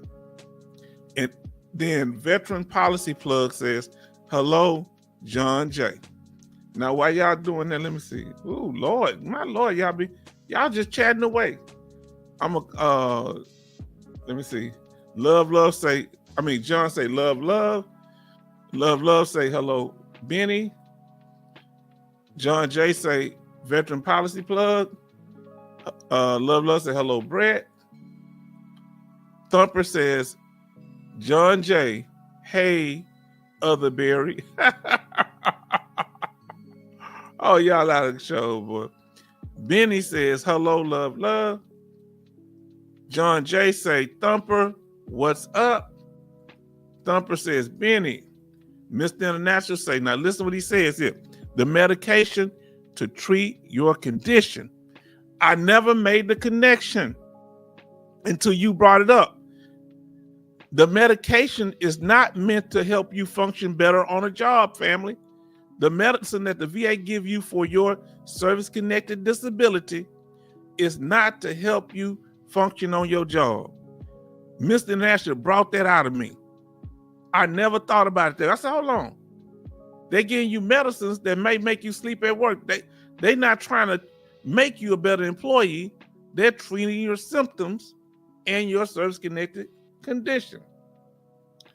Benny say, hello, Miss Jag. Benny says, Thumper in the house. Mr. International says, I believe one day the VA is going to offer me a job adjudicating claims. That's possible. Mr. International says 011984. Now, I don't know what that is. Now, Brett say, hi, model Miss Jag 83. I told you, I'm sorry, I ain't gonna try to put you on blast, sister, but I ain't no fool. Some of y'all are models in here. You, what's the other young lady? Adrian, it's just models all through the house. Now here we go. Veterans, look, veterans and beautiful women. All these beautiful women in there. One of them she right now on the couch because her knee got surgery on. But all y'all blessed, beautiful women. We need more females in here, guys. Let me tell y'all why it's so important to have the women here. Because that makes the channel stronger. Okay? I enjoy that so many of y'all coming. Let me ask ladies if y'all don't mind saying, because I never seen y'all out like this. Why do y'all, even though this is a largely male channel because so many men are in here, male veterans, why do y'all feel comfortable coming here? If you don't mind telling us. Because we really want to know so we can improve the channel, because we want y'all to know there's a place y'all can come as our sisters and chill and you family. You know what I'm saying? Let us know. Miss Jag say, hello, Benny. Mr. International laughing. And then Major Boomer say, we'll be good if you are adjudicating claims, Mr. International, because I think he'll be fair. He's going to end up in a supervisor position. When somebody has the talent that Mr. International has, they eventually going to suck him off somewhere where they can use his talent, and he won't be around us much. I'll make him feel guilty. We'll be putting out a wanted posters for him. When I say around us, I'm talking about helping veterans directly. Now, because he'll be too busy. Now, Miss Jag 83 say, hi, Brett. Now, Benny says he had IU tried to go back to work to make ends meet, only made it 3 weeks. What happened, Benny? Did he injure himself? What happened? He just mentally he couldn't take it? What happened, my brother? You don't have to go into details. Just give us the gist if you can. Go. Really concerned. Is he doing all right now? Thumper say, Bionic Woman, this is a joke. Now, don't come after me with a switch, please. What will help you heal faster? Change your socks, drink water, and take ibuprofen 800 milligrams. They had me on some 800 milligrams. That's what they preach the soldiers. Yeah. So, come on, man. They crazy, ain't they? Y'all really had these likes up. I'm very impressed. Thank you so much. Now, Brett Mundy says, where's Military Mike and Marco Scott and Chief Mike? I don't know. I'm concerned. I hope if you see this Military Mike, know we love you and we holding you down because he wasn't feeling that good last night. You know how the sleep problems get you and dealing with these conditions. So we hold our brother up and we let us know when your wife cook another pot of that gumbo. Now, I'm worried about him and I want to know that my brother's all right. And that's for all the veteran family. Thumper, praying for your speedy, comfortable recovery. Yes, indeed. Now let's see. Mr. International, Major Boomer. Now she says, because I asked the question about she say, it's an informative channel and everyone respects and helps each other. I want to know, I was so concerned, Miss Jag 83. I was so concerned. I didn't want no issues. You know, I want to make an environment where people feel comfortable. And I it's just the good people came on the channel. I didn't want people to be getting out of pocket because I've seen other channels where people get disrespectful. We can talk, have fun. Why we gotta be, disrespectful to each other? And if I say something, because I joke around sometimes, I don't have no problem apologizing, none whatsoever. Now, unless it's payday, I'm not apologizing to nobody on payday. I got a bad understanding on payday. Now, the next day, I'm broke after payday. I won't talk to everybody then. I listen to whatever you say on that day. Now, listen to what Mr. International says. Working temporary is enough to take someone's IU away. Got to be real careful with that. And that's what I was worried about, Benny, was his work 3 weeks because the VA found out. Because he's going to have to file taxes on that, and the VA can check the taxes. They don't, do they even do that? I don't think they do that form anymore that you have to fill out every year saying whether you've worked or not. They go straight to the IRS now. And temporary employment isn't gainful employment. Okay. So he might be all right. Now, Benny, he had a major argument with his boss, flipped out, cursed everyone out, left and didn't look back.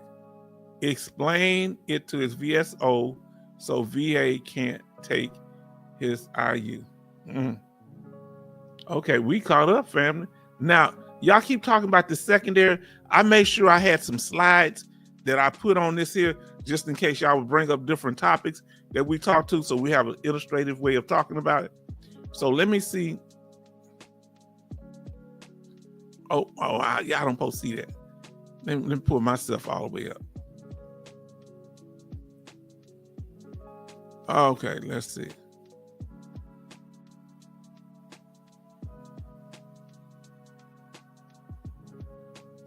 I'm looking for something here, family.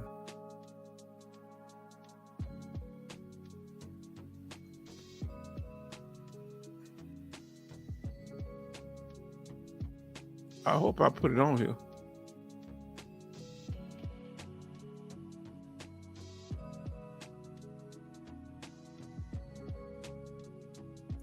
I may not have put it on here.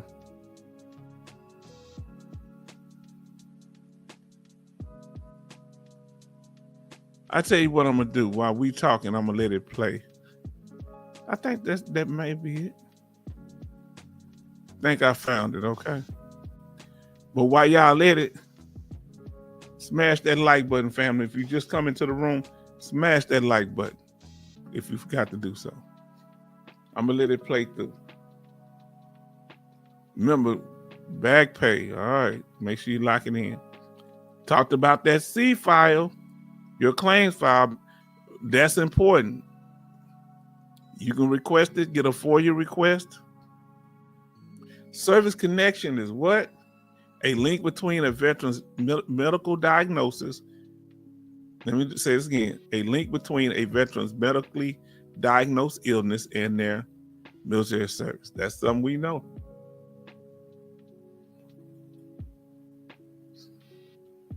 Now, family, it's taking, if you look in the upper left-hand corner, it's taking, how long does it take the VA to make a decision? Right now, it's 139.3 days. Now, Love say, H-Town, you run your channel, analyze great.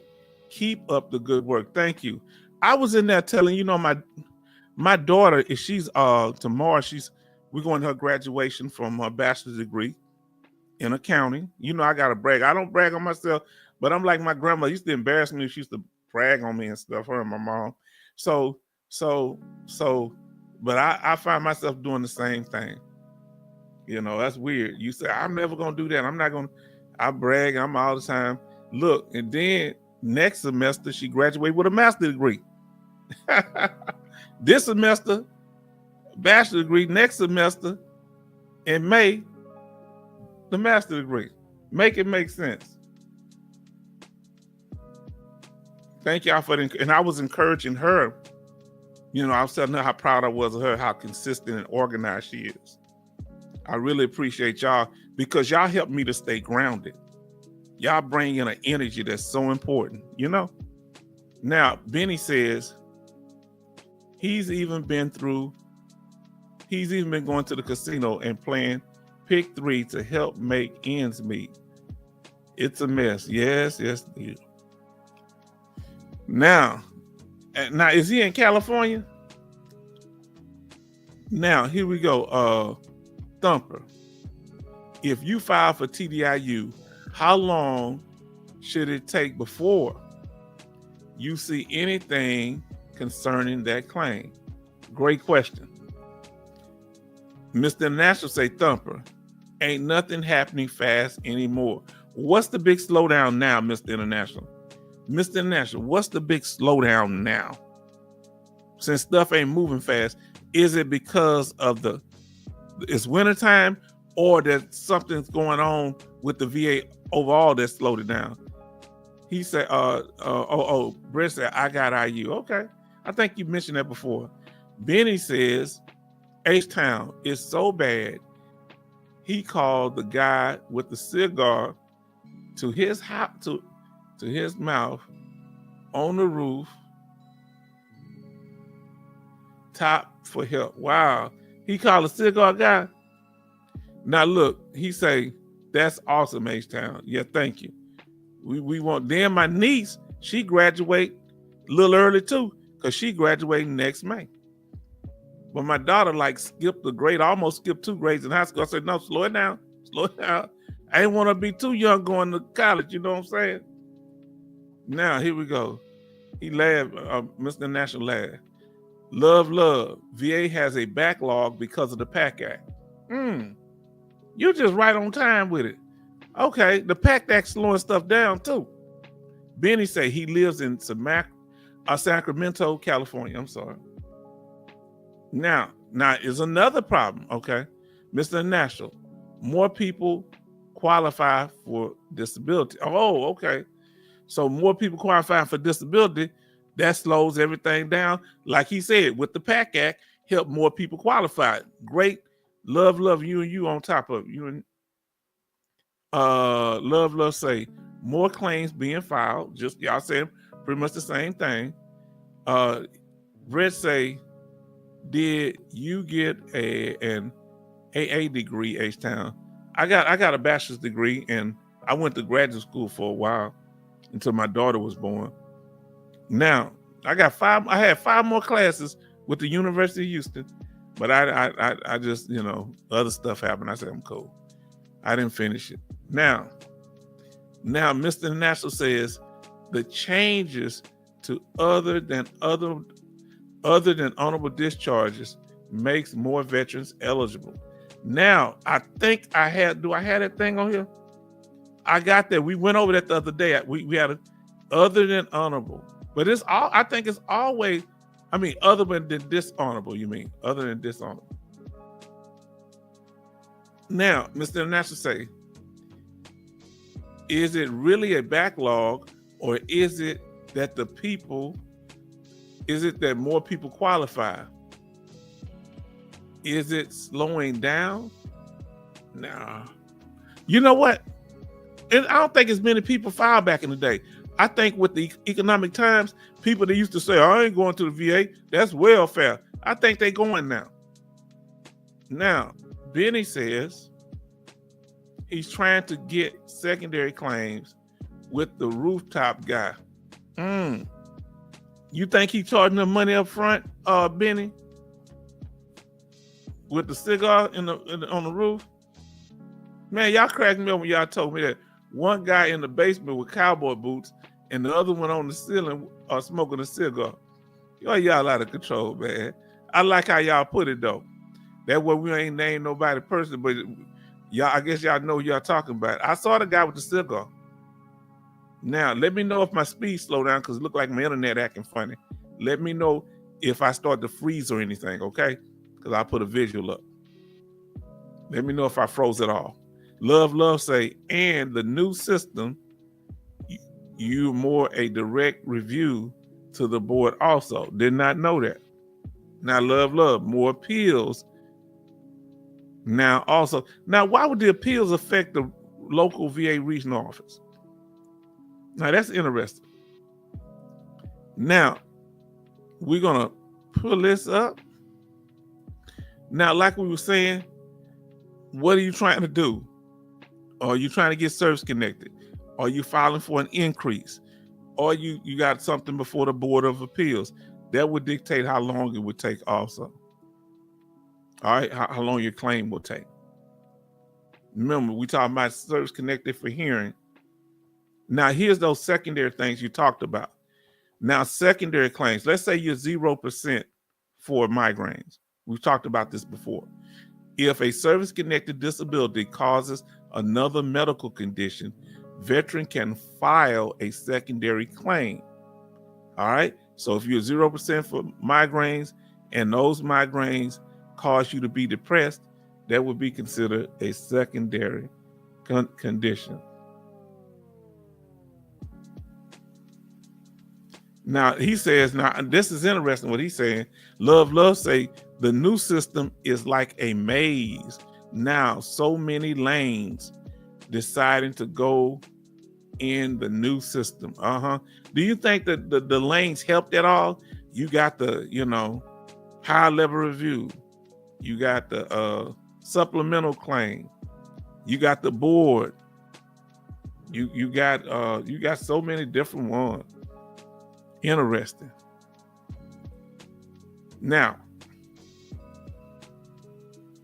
so things like if you have sleep apnea, that could cause depression. It could also cause chronic fatigue. And I believe both of them are stroke. And I think many of these are service connected as secondary to sleep apnea. Okay. Whatever complications it causes you.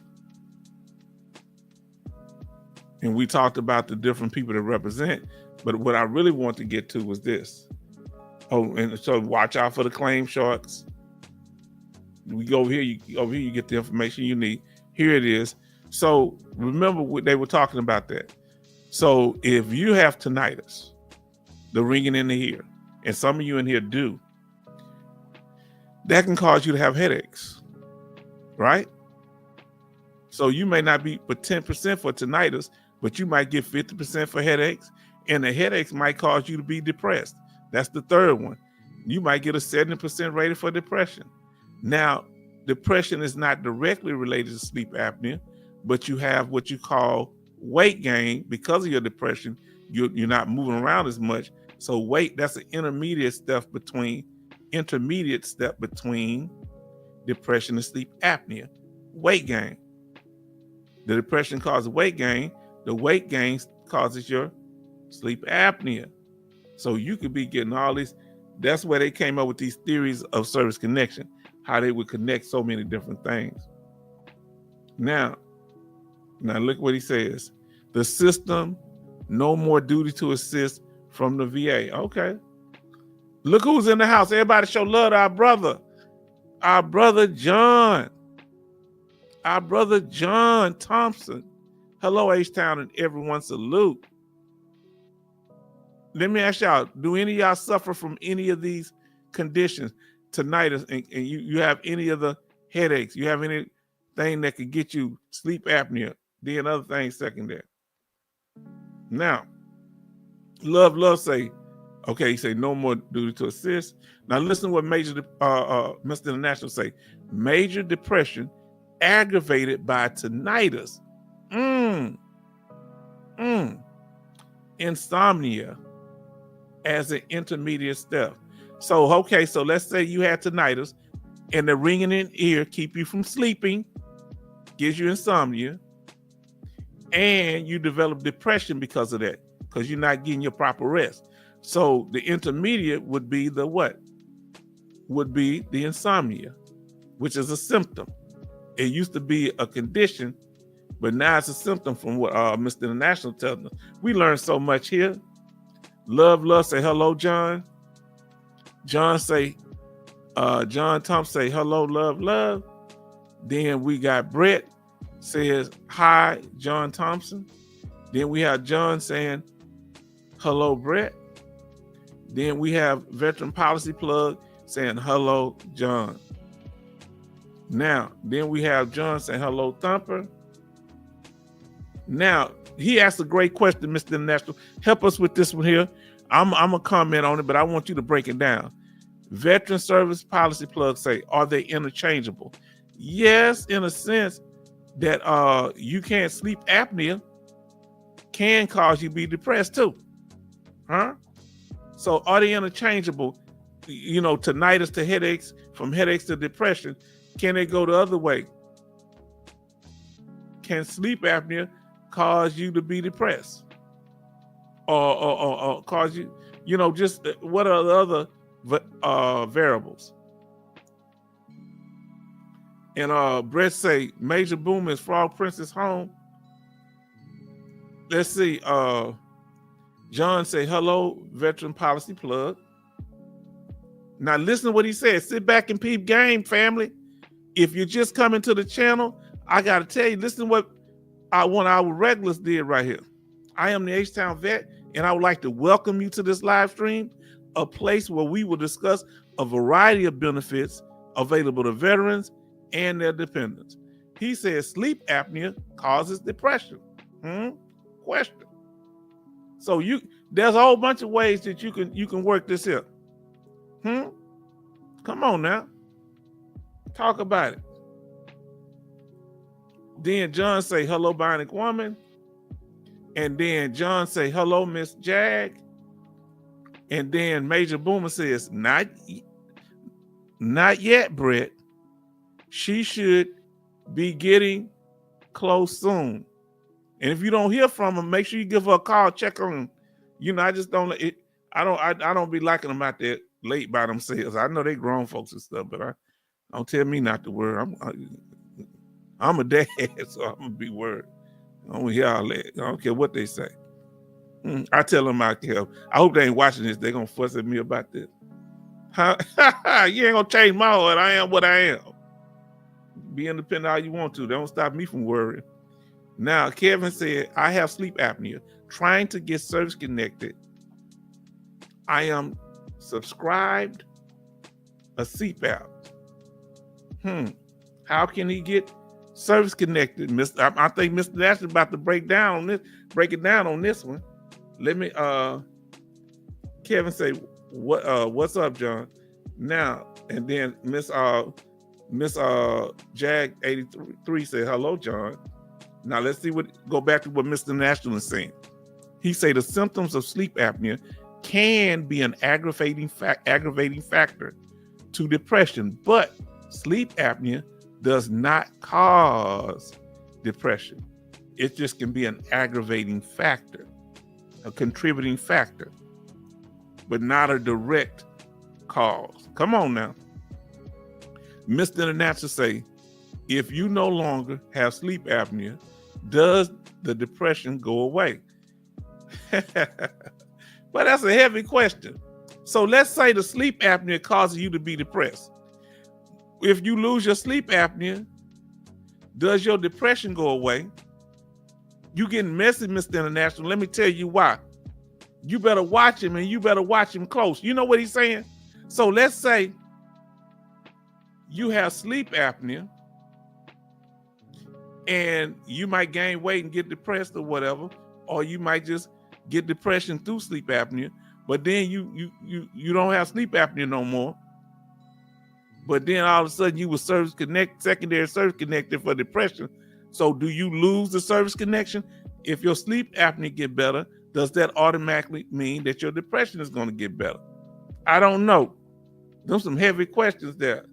You getting messy. You trying to mess with the money. You playing with my mind, Mr. International. You ain't gonna do me like you do them ladies. I ain't playing with it. Huh? I'm gonna come out of bag on you. I'm sorry, man. I get confused out my medicine. I'm sorry. What they call them, idle threats. Now, John J says, how can we work with Mr. International? Does he have a website? All you got to do is contact him through me, okay? I'll get you with him. All right? I'll set you up with him. That's all you need to know. We don't need all these people out here, trolls, that'll be watching this trying to dox nobody to come up with some foolishness. He been helping people on the channel. You just do it this way. We want them to come through the channel. You hear what I said, John J? They come here. They want to come here. I'm not sending stuff away from my channel. I'm bringing him. We're gonna hook him up with him. Unless he got something. If he want to do that, I ain't got no problem doing it. But that's him. We doing this right. Hold on. Who's in the house? Who been missing? Have you seen him? Where he at? Where Chief Mike at? Where he been? He been out there traveling. That's what he been doing. Just got back from overseas somewhere. Hawaii, Alaska, huh? up in the Caymans. Come on now. Now let's see. Yeah, just get our email here. Now, Kevin Cobar says, can it be secondary to PTSD? Some things can be. Now, Mr. International H-Town vet, he laughing at me. Yeah, listen, I don't think sleep apnea just goes away. No, I don't think it does. Now, Chief Mike said, hello, family. Love says, hello, Mike. I think we got 2 mics in right now. So we got Chief Mike, Laugh Out Loud, Trolls, H-Town, Real Talk. Yeah, they not gonna be messing with that, man. They come through me, cause guess what? I look, ain't nobody want to troll me, cause I come back. I ain't never really been stalked, because when they looking at me with binoculars on, I'm in the other car looking at them. 2 can play this game. You understand? I've been waiting on it. Yeah. Now, Thumper says sleep apnea has a lot of side effects. Didn't, really, remember I just went over them. Man, it's several heart ailments, stroke, a lot of things can happen because of sleep apnea. Because it cuts off the oxygen, I think. You stop breathing in the middle of the night, and that can have real dire effects on you. And our brother, what's his name? Laugh Out Loud. That's right, Madre. Yeah, man, ain't about nobody stalking me. Unless it's a woman, I'm running from them. I'm running from women. They get mad, man. I don't want no parts of it, huh? I'm cool. I tap out. Huh? No, man. Now, Mr. International, sleep apnea can be service-connected secondary to PTSD, but it has to be done right. You listening? Thumper says, hello, JT. John Thompson, that is. Benny says, Chief Mike. And then Thumper say, Chief. Madre say, LOL. Man, I'm just cutting up over here. I'm just telling you what it is. I ain't got time for it. You know how it is. When you're in the hood, you up there in Memphis, I'm down. I grew up in Fifth Ward, man. When you walk out the house, it's on. Am I right? And I wasn't even I wasn't no street dude. I was just, I'm from the hood. I was somewhat of a square, but hey, they can get it too. Huh? And growing up, street people didn't really bother, the kids that were doing right. That's a myth. When you grew up in the hood, they want to see you do good. There's a lack of opportunity. People do. Everybody was bootlegging. Everybody. John F. The Kennedy family, they daddy got rich off of bootlegging. Everybody was trapping back in the day. Go talk to some of y'all grandparents or some of the people that are still alive. If they not alive, they'll tell you, yeah, we had a steal in the bag. But they had to put the steal on other people's or some other property, because they could take your whole land if you were making liquor back then. Now, Mr. International says, if you lose weight and take another sleep study, you may no longer need a sleep PAP. Okay. Now, hold on. If that's the case, follow me. You got sleep apnea. You got the weight, and that is what got you the depression. Now follow me. Or let's say, let's say you had it like the chart up here. You got the depression, you gain weight, and you develop sleep apnea. You lose the weight. Do you lose the sleep apnea? Look at it. No, you ain't got to apologize, bro. I'm gonna mess with you. We just miss you, man. This is a genuine thing here. Y'all are important poet, man. Y'all bring a personality. Everybody brings a part. I'm listening to y'all. Y'all are part of my life in here, man. Yeah. I think he said he's gonna go back to the Caribbean and build a house or something. I ain't forgot you, see? I ain't forgot what you said. I think you live in the Atlanta area. I think you might be from New York or New Jersey or somewhere. I think New York. And then you asked about you building a house. You say you're going to get one that's storm-proof if you move back down there. Chief Mike, I apologize for my MIA, missing in action. Oh, brother, you ain't got to apologize. You know, I'm going to mess with you. I did. Look, one time, Mr. International wasn't here. And I, you know, when I was kind of starting out, I said, yeah, I ain't seen him. He ain't come around. I say, if I see him on the street, it ain't going to be good between me and him. Do you know that dude popped on the live and I started copping pleas? No, man, it's all good. It's all good. You know the people to be selling wolf tickets and you walk up behind them? That's how I was acting.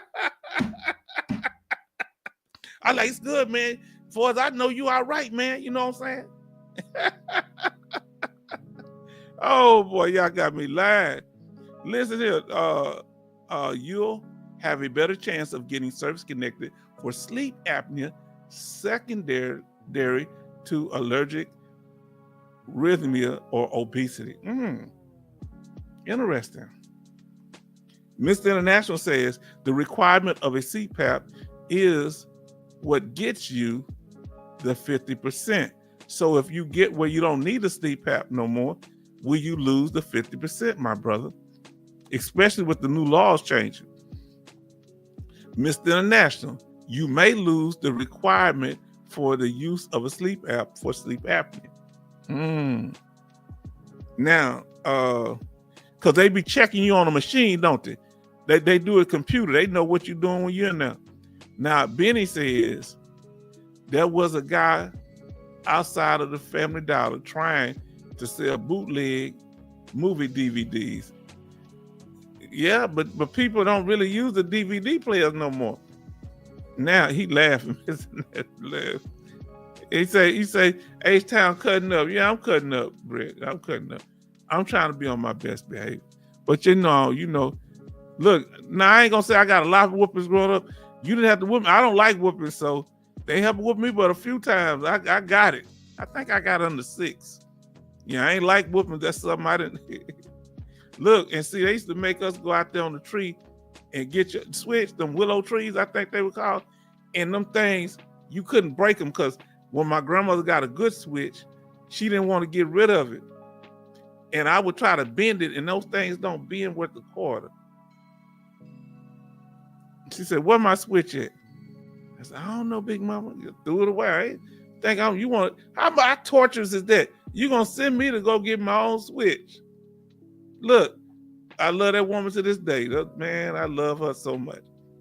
But I wasn't going to get my own switch. You can forget that. I did, because if you didn't go get it, you didn't want her to get it. Yeah, I hid it. You sure right, I hid it. Now listen what he said. Mr. International say, Brett, Monday, H-Town cutting up. I'm trying not to.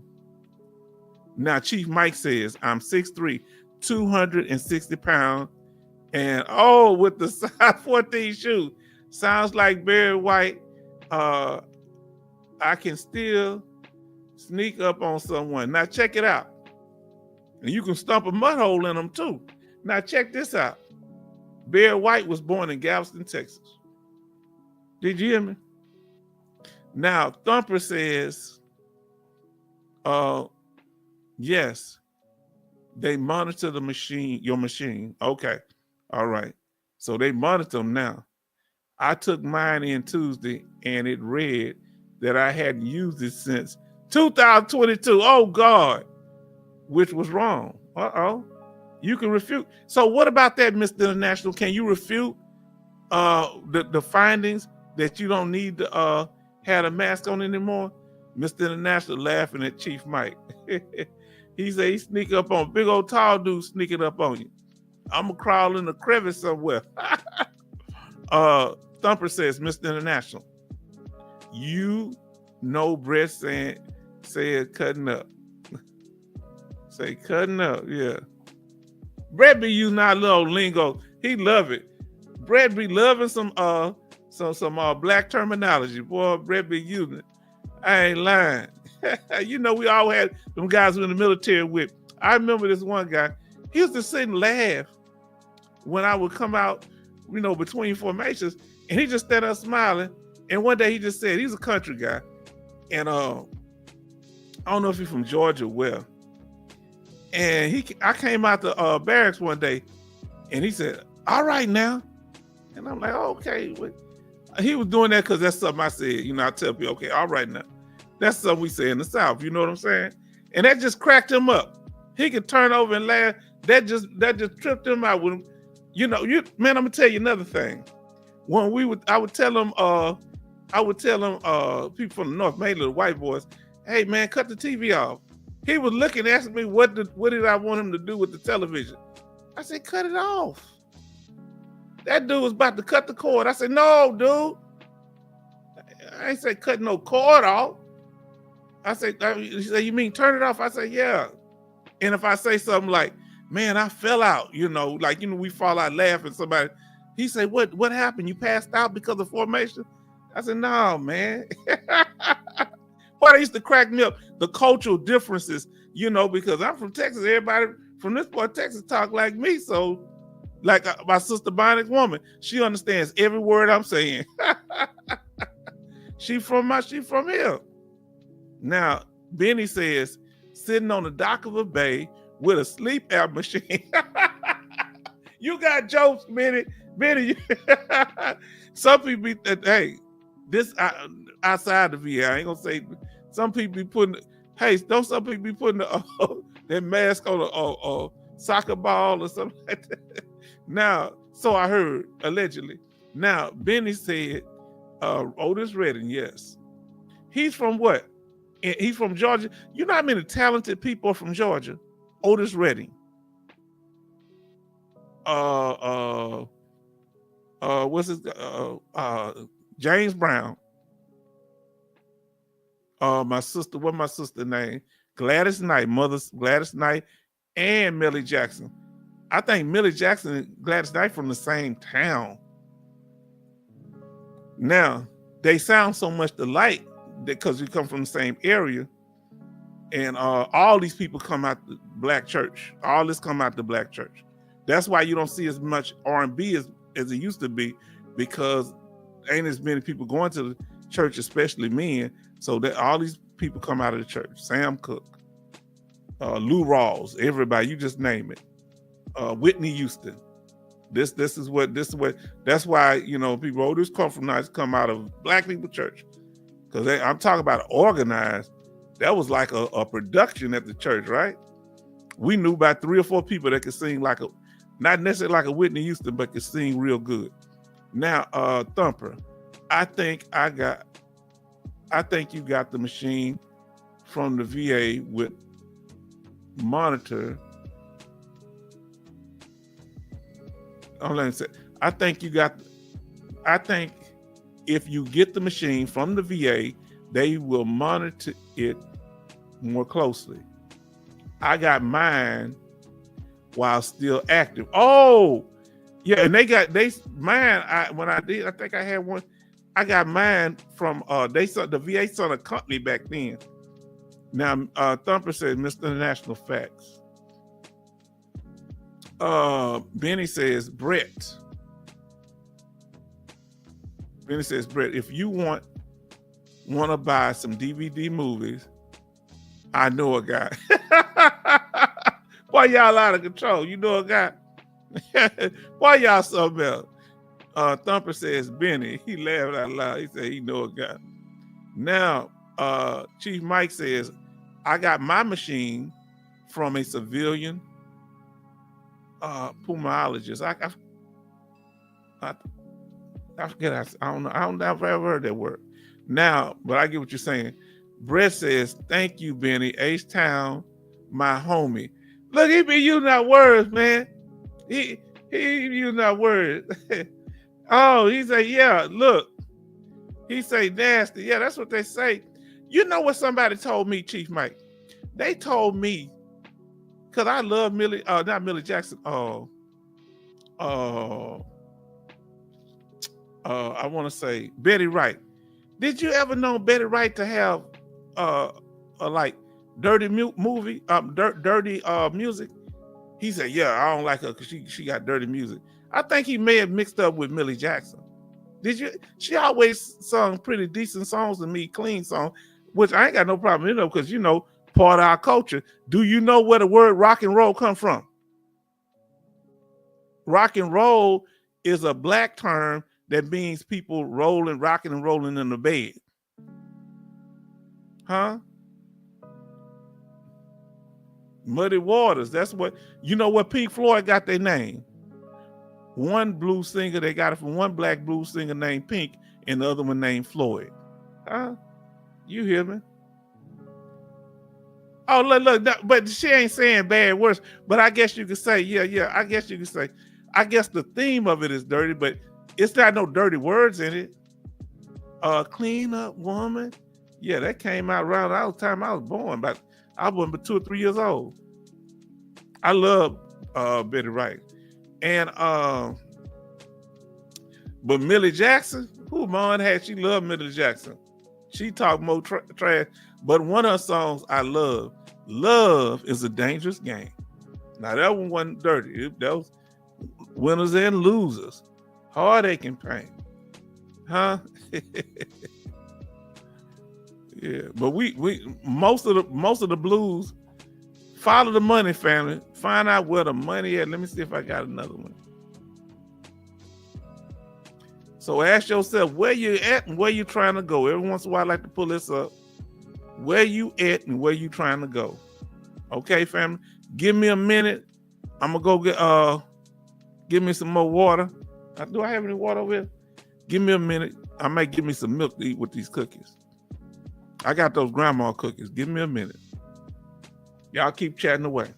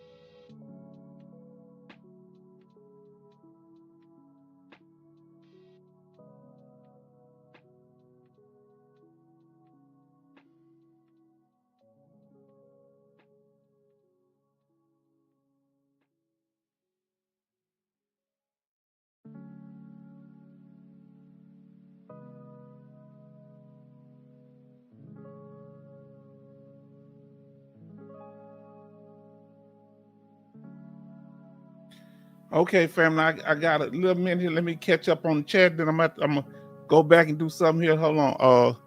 Millie will check a man's package at her concert. Wow, I didn't know that. Now, wow. Now Now, did you know Little Richard, his song Bop Bop Balloon Tutti Frutti? That was a dirty song. That was like a little rhyme that people would do. Yeah. And he said, you don't want me to make this a song. And Little Richard, Chuck Berry, they created rock and roll. Little Richard in particular, but he got saved and became a Christian. That's what made it easy for Elvis Presley to come into the game. Huh? Now I was gonna talk about that one day on our Tuesday broadcast, and we just chatting about stuff. I think he had a Tupelo, Mississippi, Elvis Presley, but he copied his song style from a man named a singer named Fred Hammond. Roy Hamilton, I'm sorry. And Roy Hamilton wrote most of the songs that made Elvis Presley famous. And he died broke.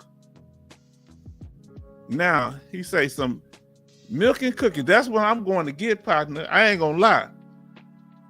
Now I was on the bass. I'm gonna tell y'all something. I got some milk on the bass. Fairlife. Oh, I love Fairlife. I love Fairlife. Now let's see what he said.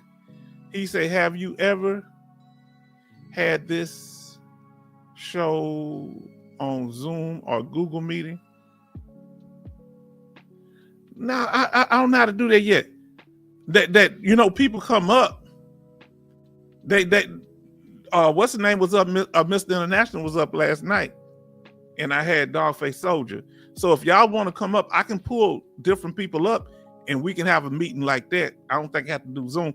What would be different with Zoom? Now, Brett says H-Town, Linda Carter is in jail there in Houston. Linda Carter. When she gets out, you can date her. Who is Linda Carter? Now, I thought that was Wonder Woman back in the day. Now, Chief Mike says, I'm okay with Millie checking me. But if Richard touched me, I'm going to knock him out. Man, let me tell you something. What's the name? That's where most of his songs come from. What happened was when Little Richard stopped singing, he started preaching. That's what opened the door for James Brown. I mean, not James Brown. That's what opened the door for Elvis Presley to start singing, because he would most of his songs was singing songs that he had already sung, like Tutti Frutti, different songs. He would just copy the songs that Little Richard had already sung. And on top of that, Big Mama Thornton out of Fifth Ward, she recorded two block and a half from my house at Peacock Records.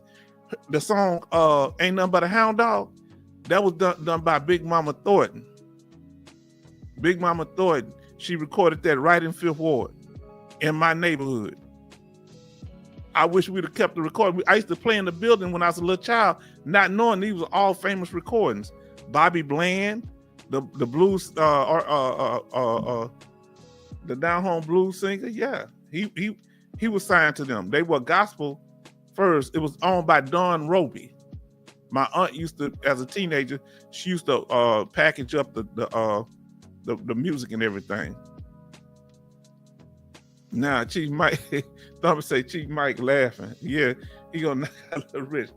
Yeah, but see, go ahead, family. Y'all made me want to pull something up.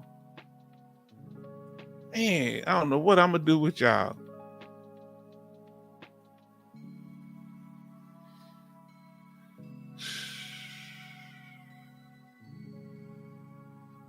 I'm gonna see. I'm gonna pull this out. Okay. Y'all keep on chatting because I want to show y'all something. Let me see if I can find it, y'all. I want to show y'all something here.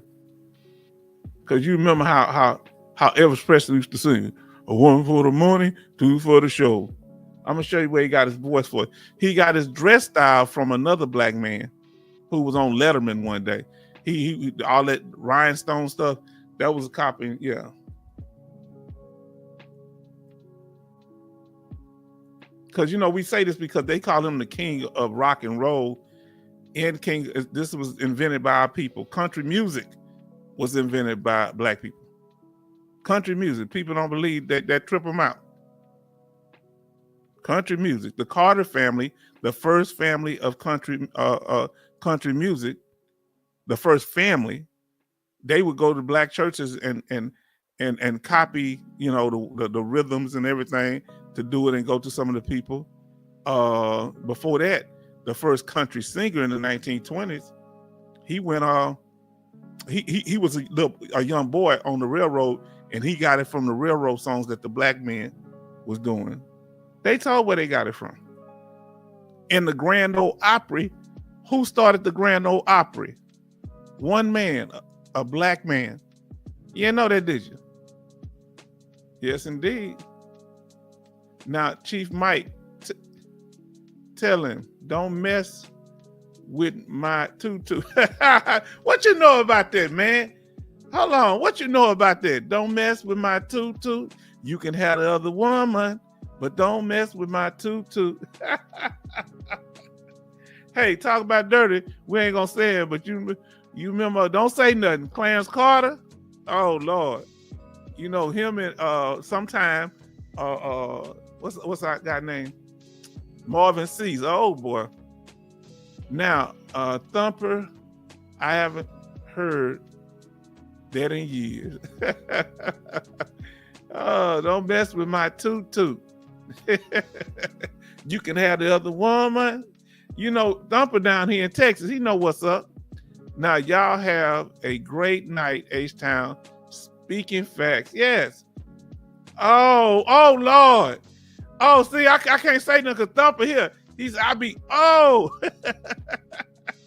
the east, to the west. Now, let me see, can I find it, okay?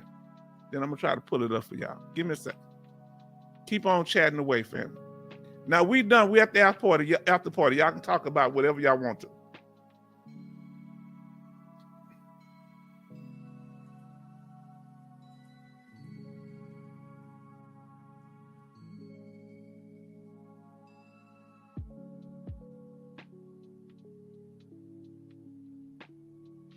Now, let me put my thing on here. Give me a second, family. First, I'm going to have to turn the music off. I know y'all enjoying. I'm enjoying it too. I love the music. It relaxes me. Let me turn the song off.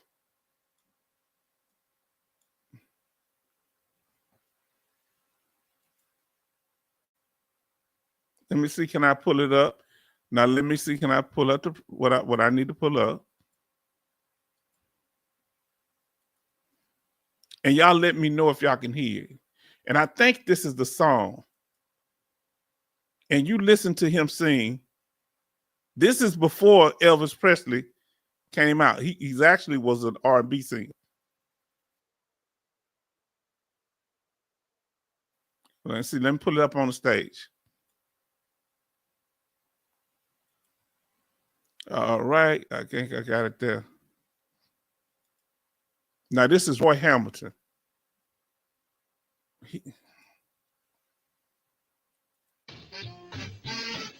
My chickadee, come here to me.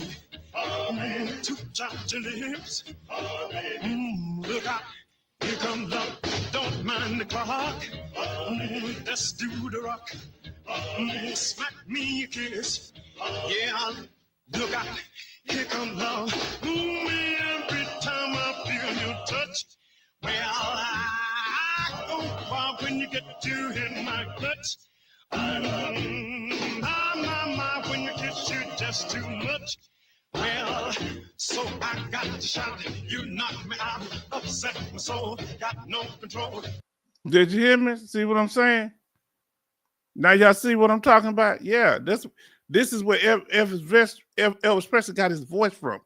This man right here, Roy Hamilton. You say, well, how did he do that? How is that possible? You should, H-Town, you don't know what you're talking about. Elvis Presley was the king of rock and roll music. They said he couldn't copy this man's voice. That's just a coincidence, right? Okay, let's see. Let me pull myself back up here.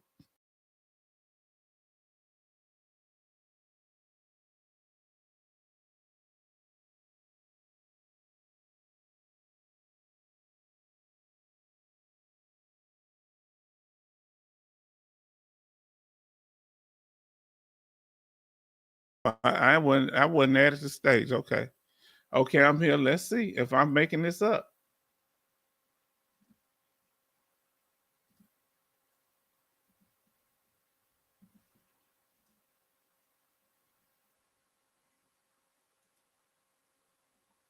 Okay, let's see what we got here.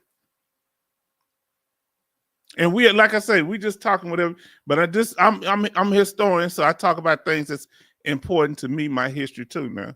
So you know, this now look, what is this? Hold on. So that's a picture of Elvis Presley with Roy Hamilton. Roy Hamilton wrote his hit songs. That's all kind of pictures. They was at the same studio. See it down there, duet right there? Huh? Yeah. Now let's see what we got here. Yeah, fair use, fair use. I forgot to say fair use, man. God dog, fair use. Give me a second. Lord have mercy. Man, that's why I thank God for y'all being here. Let me get it. Let me get what I need. Boy.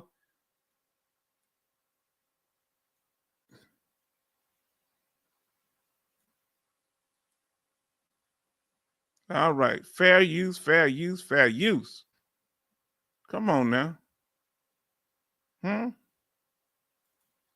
He say Saturday, Army versus Navy. Chief, can you say go Navy? He wants you to say go Navy. Is he for the Navy? I don't know. Chief, was he in the Navy? This man was retired Air Force. I don't think you're going to get him to say that. Fair use. Thank you for that. Yes. Brett say, I'm in U.S. Air Force retired. My dad was a Navy vet. Okay, your dad's a Navy vet. Okay. I don't know. You can't. You be. But that Brett be saying some crazy stuff. Now, I don't know if y'all ever heard. What's his name? What was that guy name? Something Jr., that country singer. Hank Williams.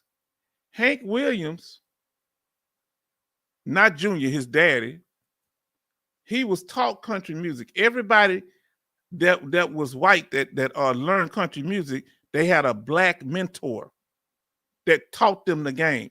Just like with rap music, for it to be authentic, they had to say, they wasn't hiding where they got it from.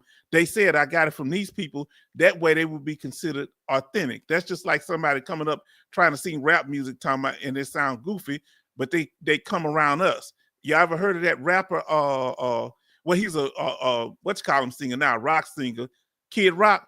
Kid Rock got his start leaving. He was from a wealthy family.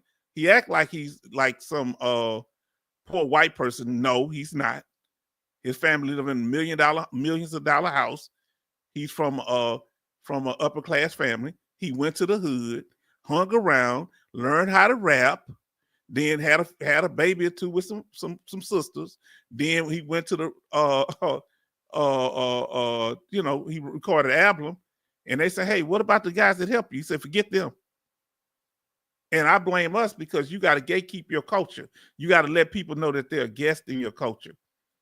Now, country music, they getting on Beyonce for making a country album, and you got Thumper tell you it's black people riding horses all around Houston.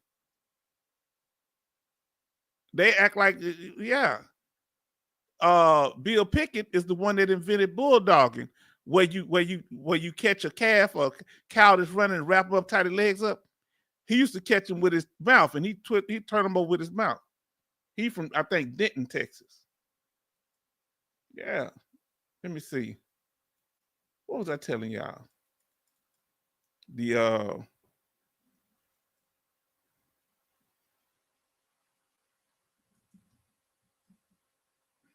got a what you call him to him now. They have something honoring the man. Hank Williams, not Hank Williams Jr., his daddy. Hank Williams was a young little child, and his mama ran a boarding house. And this man was a homeless man, but he was talented. You know how many people we know from our hood that didn't have opportunity. He knew how to play. He taught him how to play the banjo. He taught this little boy, Hank Williams, when he was a little kid, probably about 10 years old, 9 or 10 years old, how to play the banjo and all these different things. And that's how he became famous. That group, what's that group name? What's that group name? that group name Leonard Skinner. They tell you in their song who they got it from. The homeless black man on the street playing a guitar. Now that's one thing. They didn't, the one made Sweet Home Alabama. Yeah. Now let's see what he say. My dad served at Great Lakes and Port Chicago. That's very interesting. Do they have naval bases up there, Chief Mike? Let us know. Now he say, let's see what our brother's saying here. He say they tried to act like country music is a gated community. Chill, please. Go somewhere with that. Yeah, so you gotta understand. I'm about to show you. So what happened was, I can't think. Watch, I'm gonna put in here the man that started the Grand Ole Opry. Watch what happens. I'm gonna find him, okay? Because they, at the Country Music Awards, they finally honored him. They let his family in back in the 80s. He had passed by then. They honored him. They let his family in for that event, and they put him right out after that. You ain't see his family no more.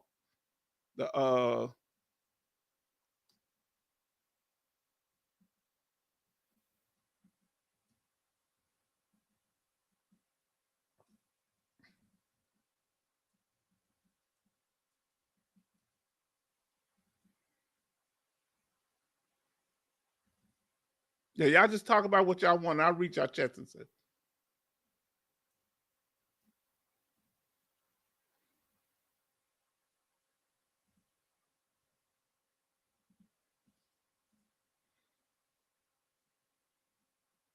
You think I'm playing? Oh, they'll dance. And I'm going to tell you how he started it. All right? I'm going to show you how he started it. His name is, you look him up, his name is DeFord Bailey. All right? He was a short man. He had a condition. He was under by 5 foot. He had a condition from some chemicals or some, a lot of times we live around chemicals. That's what stunted Prince's growth. All right? Now, let me see. Can I add it to the screen? This man right up here. Do you see up in the upper right-hand corner? He would go on the radio, DeFord Bailey. They actually honored him, like I say, in the Country Music Awards, but he got the culture from us. They admitted, they admitted, he was a founding member. No, he wasn't no founding. No, we didn't get none of our music from nobody else. Okay, we got the music. The United States music is our music, every piece of it. Now, for example, name a branch of music that originated in the United States that ain't from. And I just put in, like I told you, I just put in there the man who created the Grand Ole Opry. You see his picture everywhere. He didn't build the building, but he the one that got it popping because he was on the radio and he was the first person that started creating it. Yeah. He played the harmonica. Now, let me see where I'm at. Let me see. Why am I feel like this is turn? Let me see. All right. Now, Chief Mike says, like family, we just chatting away now. So if you want to be in, you good. Great Lakes in Illinois. Okay.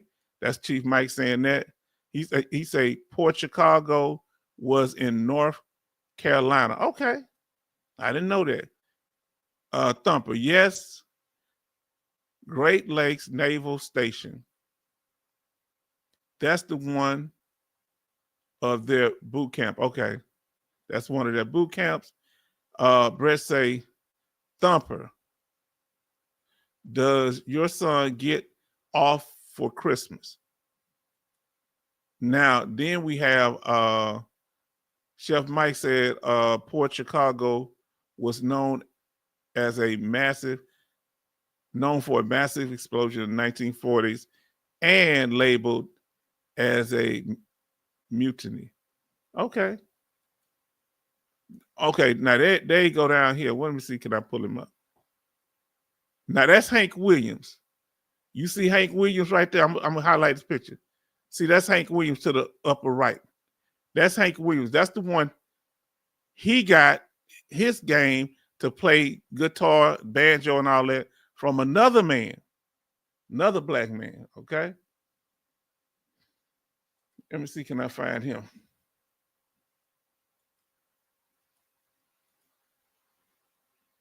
He was homeless, so I don't know if there's a picture of him, but he was just, just very talented. Hold on, I need to put myself up on the screen. All right, now.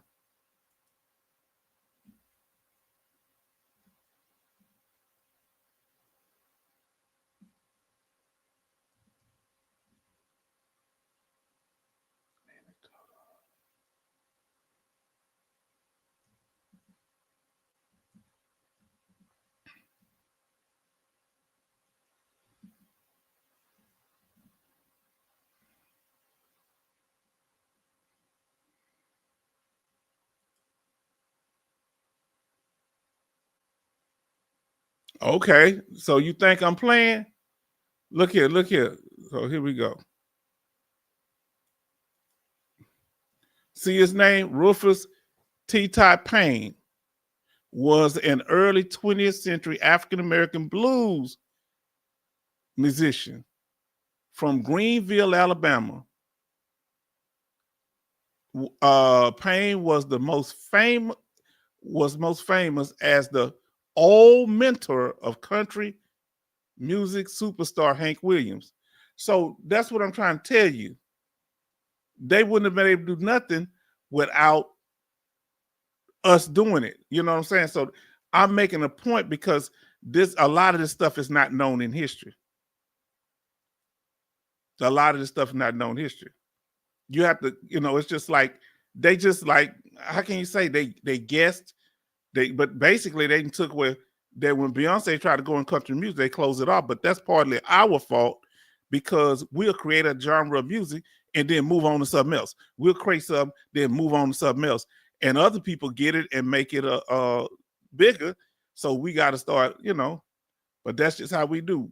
Matter of fact, we'll change styles. I think we're the only culture in the world that does that as Black people.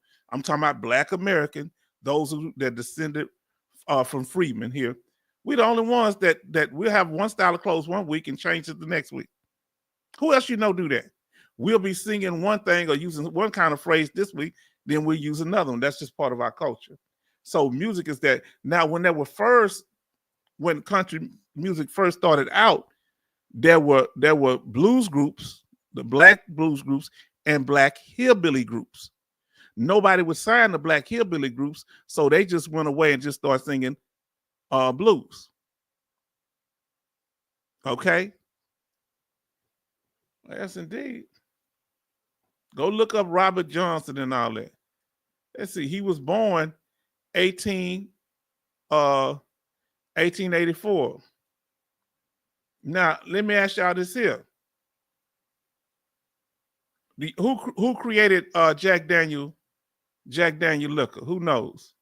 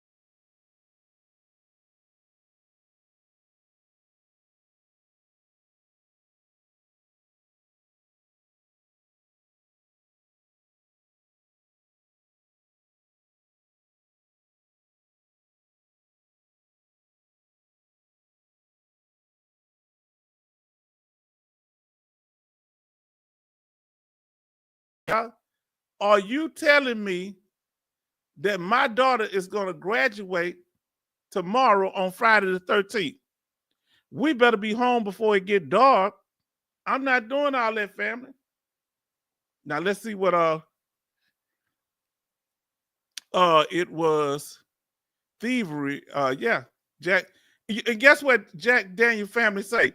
Well, we hired a whole bunch of Uncle Remus family members through the years.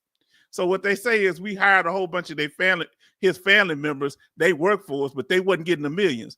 They just 2 years ago gave them like $1 million, and they've made billions off of it.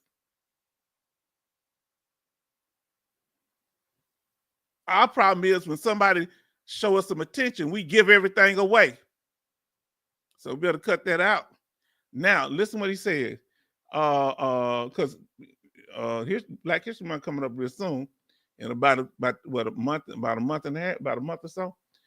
African American sailors were unfairly blamed for the explosion, which was later determined to be an accident likely caused by an unsafe working conditions and lack of proper training. Yeah. Now Kevin say Jack Daniel was a black man who made the liquor and the white guy took credit for it. No, Jack Daniel was a white man. Uncle Remus was the man who let me show. I got to show you a picture. Hold on. So you'll see. Now Jack Daniel, they worked together. Uncle Remus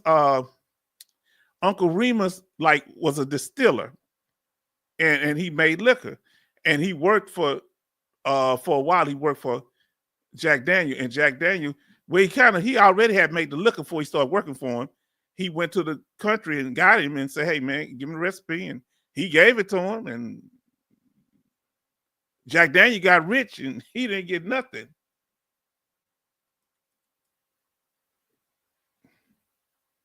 But he got some attention, some people smiling at him. See, people come down to our community smiling, everybody be all excited.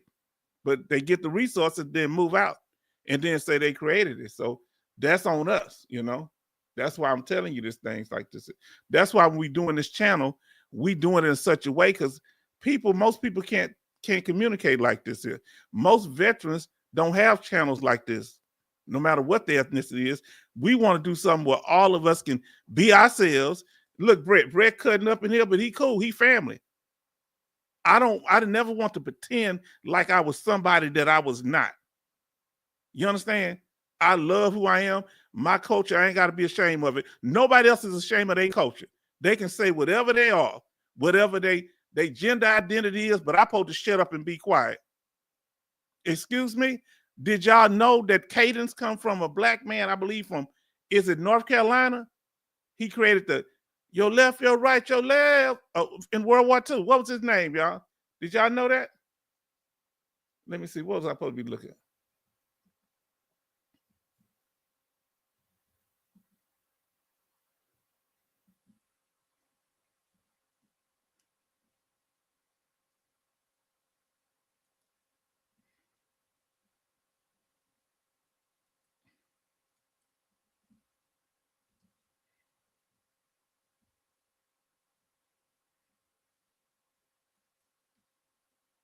Now, there they go right there. I'm going to show you.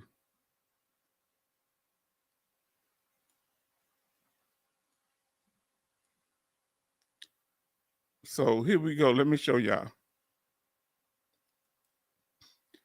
In the upper right-hand corner, the two men that's down low. To the left, that's Uncle Nearest right there. That's the one that invented Jack Daniel liquor. The man to the right is actually Jack Daniel, the Caucasian fella. He's the one that made the brand, that took the recipe and became rich. All right. So that's this real picture of them. Nobody ever denied it. Now, go ahead. What y'all saying? Some of them. Let me read what y'all saying. He said Nathan Green. I heard that name before. He said, I just shared this on Twitter. Thank you, Brett. See, Brett, look, Brett ain't got no problem. Now listen what Kevin say. Nathan Nearest Green. Okay. Nathan Green. That's right. That's the name. Yeah. I forgot it. That's his name, Nathan Nears Green. An enslaved man taught Jack Daniel how to distill whiskey and is considered the true creator of Jack Daniels. Not as he just considered, he was. It wouldn't have been no liquor like that without him. Now, there's a lot of things. See, people don't know that a lot of things, man. It's a whole bunch of history that just you know that thing on the back of them river boats, that little thing, that paddle thing, that big old paddle thing. An enslaved black man created that. The cotton gin. Eli Whitney didn't create that. The only people, the doorknob, the dustpan, the broom, refrigerated cars, the lawnmower. Yeah, because people that create stuff are the people that's actually doing the work. That's the people that's going to create it. Kentucky Fried Chicken was created by a black woman. Popeyes, that recipe is from Louisiana black people. Yeah, they get it and become famous off of it. Thank you for sharing it, Brett. Now he say, my mistake. Nearest, Uncle Nearest is the label. Okay, yeah, but that's his name. His name. Yeah. Okay. He say, the stoplight. The same man. I'm gonna tell you, that man was so amazing. The one that made the stoplight, I think he's the same one that made the gas mask. Did y'all know the gas mask we use in the military was invented by a black man? He used it. They got a picture of him. Go look it up. Him rescuing 3 miners, people that was in a mine, and there was chemical gas down there because nobody go down there. He used that mask and went down there and got all 3 of the men out of there, 3 to 5 men. He rescued them. There's a photo on, like, that was in a newspaper from that. Henry Ford, he got his assembly line from who? George Washington Carver.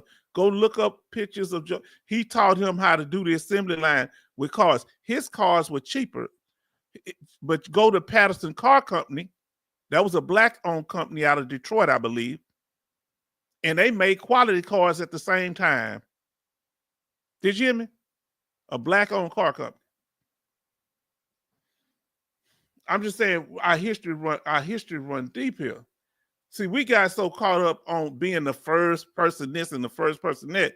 Nah, it ain't about being the first. It's the stuff we created, and then all of a sudden, I was taught when I was growing up, we didn't do anything. We was worthless. I just need to shut up and move on until I found out, who I was. That's why I say I can have whatever I want on this earth. And well, now I ain't gonna say I was taught I was worthless. I was poor. When I grew up in the 70s, I knew nothing. I wasn't scared of nobody or nothing because I didn't grow up knowing any of that because I was in my own community. Like I said, I didn't know what kimchi was until I went in the military. Tore my stomach up. Who in here still eat kimchi?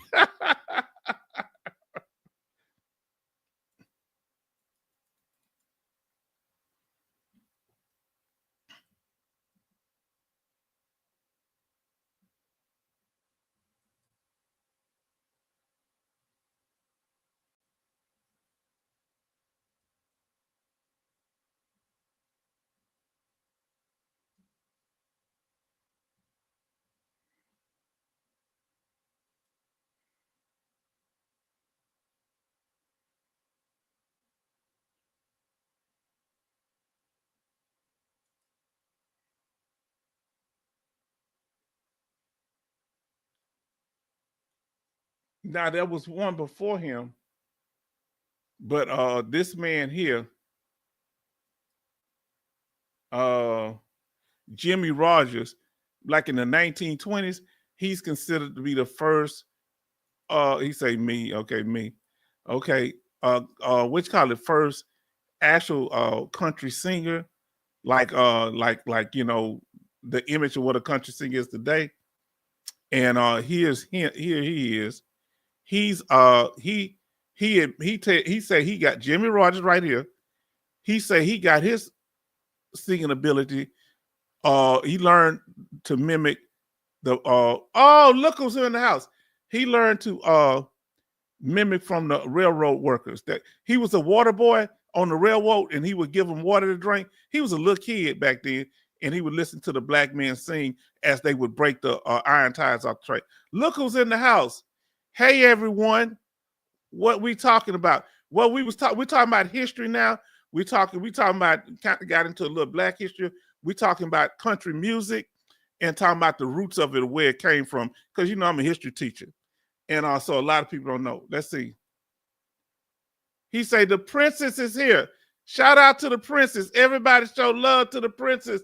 She's in the house.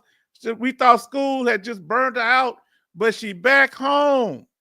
She said, I made it home safe. I made it home safely. Now, let me ask you this here. Frog Princess, I got to come up on the screen. What you doing riding this late at night by yourself? Got your daddy worried, got me worried. I don't like when y'all out there.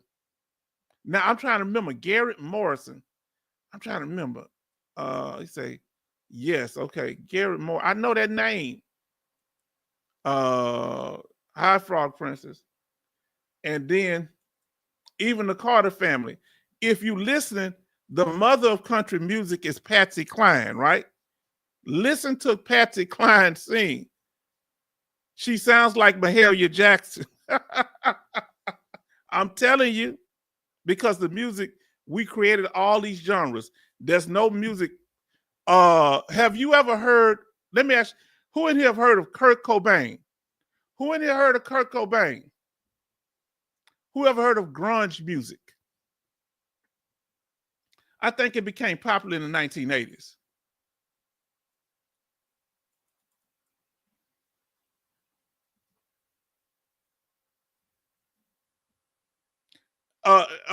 Now all your classes done, Frog Princess?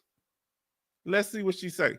She say, I was working on homework and moved out of my dorm. LOL. So you why everybody moving most of this stuff out? You didn't leave some in for next semester, or you moving out totally? Let us know, Frog Princess. Oh, they are done now. Okay. Anybody, family, y'all been asking me all the questions? Ask to Frog Princess now. Let me tell you something, Chief Mike. That, yes, indeed.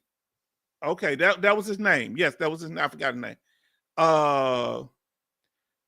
Ask Frog Princess.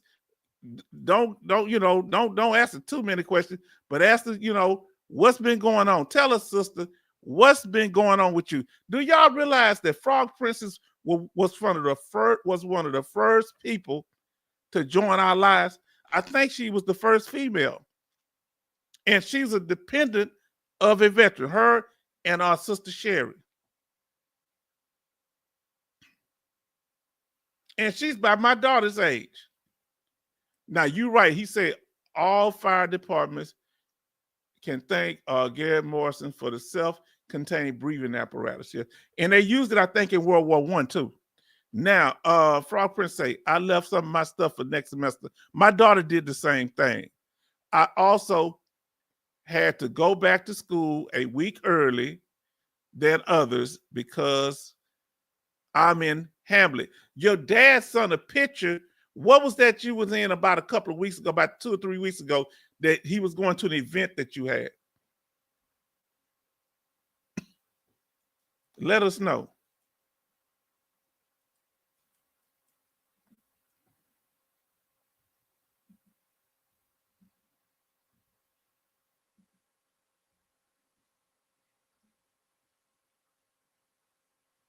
Now, it's weird if you pull up Bam Bam now, somebody in some Asian group, what do you call it? They done took the name. Now look at this here. I want y'all to see this here. People would get the name because they I guess they're trying to erase the sister. But look at this here. If you put in Bam Bam, You see, I guess they got another group named Bam Bam now, and it's from the cartoon, of course. But you come down here, there go the sister right there. That's that woman right there. Let me see if I can pull it. That you see in the upper. Let me see. Can I move it over? Let me see where she at. That you see in the upper right hand corner. That's the woman that created grunge music. That black woman right there. Her that's her and her group right there. They pushed her out. They pushed her out of the group. Not out of the group. Not out of the group. They pushed her group out of the music. Guess who used to carry her bags? Guess who her roadie was? They used to carry Kurt Cobain. He learned grunge music from her, the woman with the crosshair ring right there. And where did she learn to play the music from? Gospel, out of the church. That's why she got her vocals from. Bam Bam. Now here we go.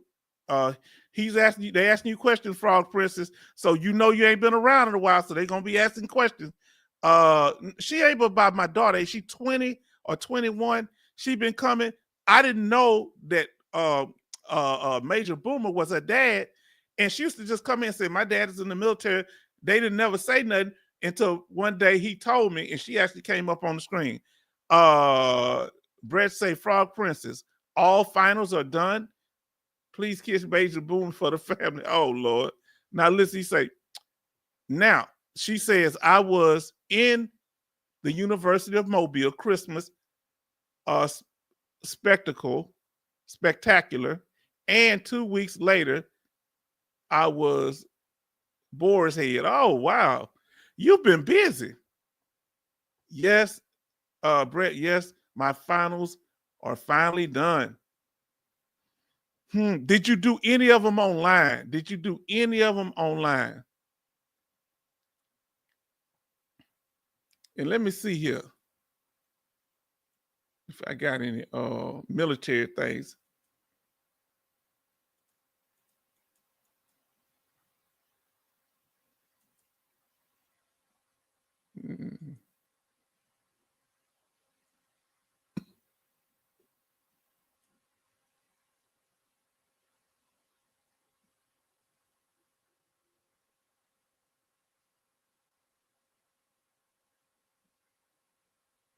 Okay, now, okay, fam, y'all are in here. Now, listen what she say. No, sir. Now, let me pull this. Let me come back up on the screen. Because Frog Princess, we haven't seen it. Let me tell y'all, for those of you that don't know, Frog Princess, like I say, been here from the beginning. And we really, she always been supportive of us as veterans. We've had her, Sister Cynthia. We have Love. These are all dependents of veterans. Love Daddy is was a Vietnam veteran, you know, rest in power to his father. And that's where he get his benefits from. Now, Frog Princess 23 says, no, sir, my finals were all in person this semester. Okay. Now, how long do you have left, Frog Princess? How many semesters? Or you got a semester left or a couple of more years? And what are your plans?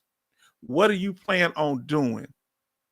What is your direction you plan on going as far as your career? Because we want to know because a lot of times people don't know that many of these children are children of veterans, and we really support y'all. Now she say, no, sir, my finals were all in person. Okay, yes, she told me that. Now, family, y'all got any other comments? We've been on there 3.5 hours. What do y'all want to talk about? Almost 4 hours. What do y'all want to talk about? Tell us what's going on. Frog Princess, you wasn't scared driving out there in that dark as it is, because on I know on 65 it's like pitch black dog. Man. But he said your dad said that you were coming in. He did say that you were coming in. Now, if you still here, Chief Mike, if you still here, where are you gonna lay your roots, brother? Are you gonna stay in Atlanta? Or are you gonna move? Are you gonna retire to Atlanta and call it quits there? Or you plan on doing some other thing?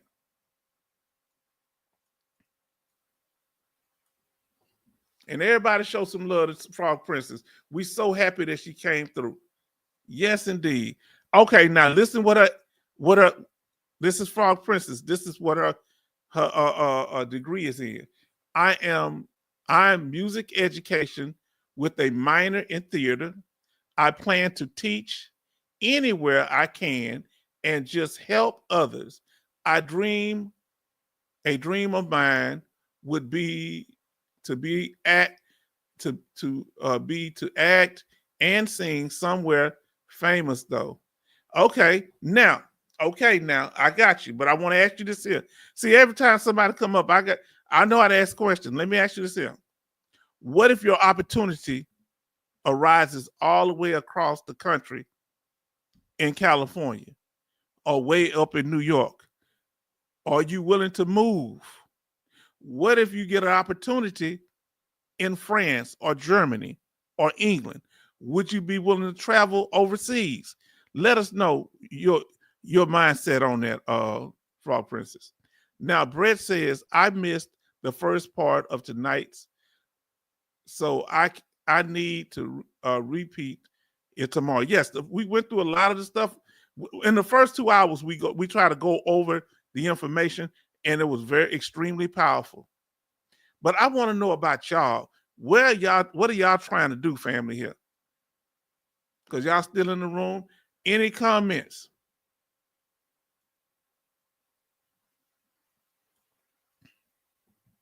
What's the best eating spots in Atlanta? I think you still in Georgia somewhere. What's the best eating spots in Alabama? Somebody, because I'm always riding through Alabama, but the only place I've stopped is like McDonald's. Now, when I go through Gulfport, Mississippi, I used to stop at that Kentucky Fried Chicken. That wasn't Kentucky Fried Chicken. Somebody in there cooking soul food. That were greens, all type of soul food in there. I love that place. Come on, family. We gonna stay on a little bit. Let's try to make it to a little bit before 4 hours. I'm going to that graduation tomorrow. My daughter graduating, Frog Princess. She's graduating with a bachelor's degree tomorrow, Friday the 13th. So hopefully Jason Voorhees is not out there trying to get us, from Friday the 13th, the movie. And then she graduating with her master's degree next semester in May. Now let's see what she's saying here. You got to play catch up because the last time we kind of talked, remember you had got sick and we were worried about you, Frog Princess. Anybody else got anything to say? Come on, family, talk to us. If anyone is interested, I'll be posting some of my stuff from Boar's Head on my YouTube later. Yes, indeed. What you do, send it to my email, and I would pull it. I'll pull it up on the channel. Okay, do that. Send it to my email, and I'll pull it up, and we'll have it where they can look at it. If you don't mind, we'll put it on the channel. Is that all right? And I have a link where they can get, to it. I had to figure out how to do all that. Now, or you can just tell us where it's at. Like, do you have the words they can put in? Maybe not something like that. Now here we go. Let's see what it says. I think I would be willing. I got to pull this thing up big because I can't see. When I make it small, I can't see anything. Okay, now I can see it. I think I would be willing to travel, but I know it would be hard, especially if on my own, but lives. But life is too short to miss out on opportunity. Yes. One of the things that I learned going into the military, when you're young, enjoy life while you're young. And you're going to meet people going through the same thing with you. You're going to grow up and you learn. One thing I learned first was safety, because traveling by myself as an American overseas, everybody can tell that you're American. I'm telling you that much. So you learn, and then you meet a lot of cool people, and you learn. Look, Brett says Popeyes. He said, she said that. Let's see what we got here. Now, staying here in Atlanta. That means somebody got roots there, Chief Mike. Either you got roots in Atlanta or your wife got roots in Atlanta. I'm not getting all of your business. I just being a little nosy, I guess. Now, listen what she says. Frog Princess says, yes, sir, I would love to share my performances with everyone. Yes, indeed. That's what this channel is about. We want you to get out there. Somebody might see it. Huh? We got what, 1,580 subscribers and growing. Now, see, now what happened is Chief Mike brought some mess in the game. Let me ask you, Frog Princess.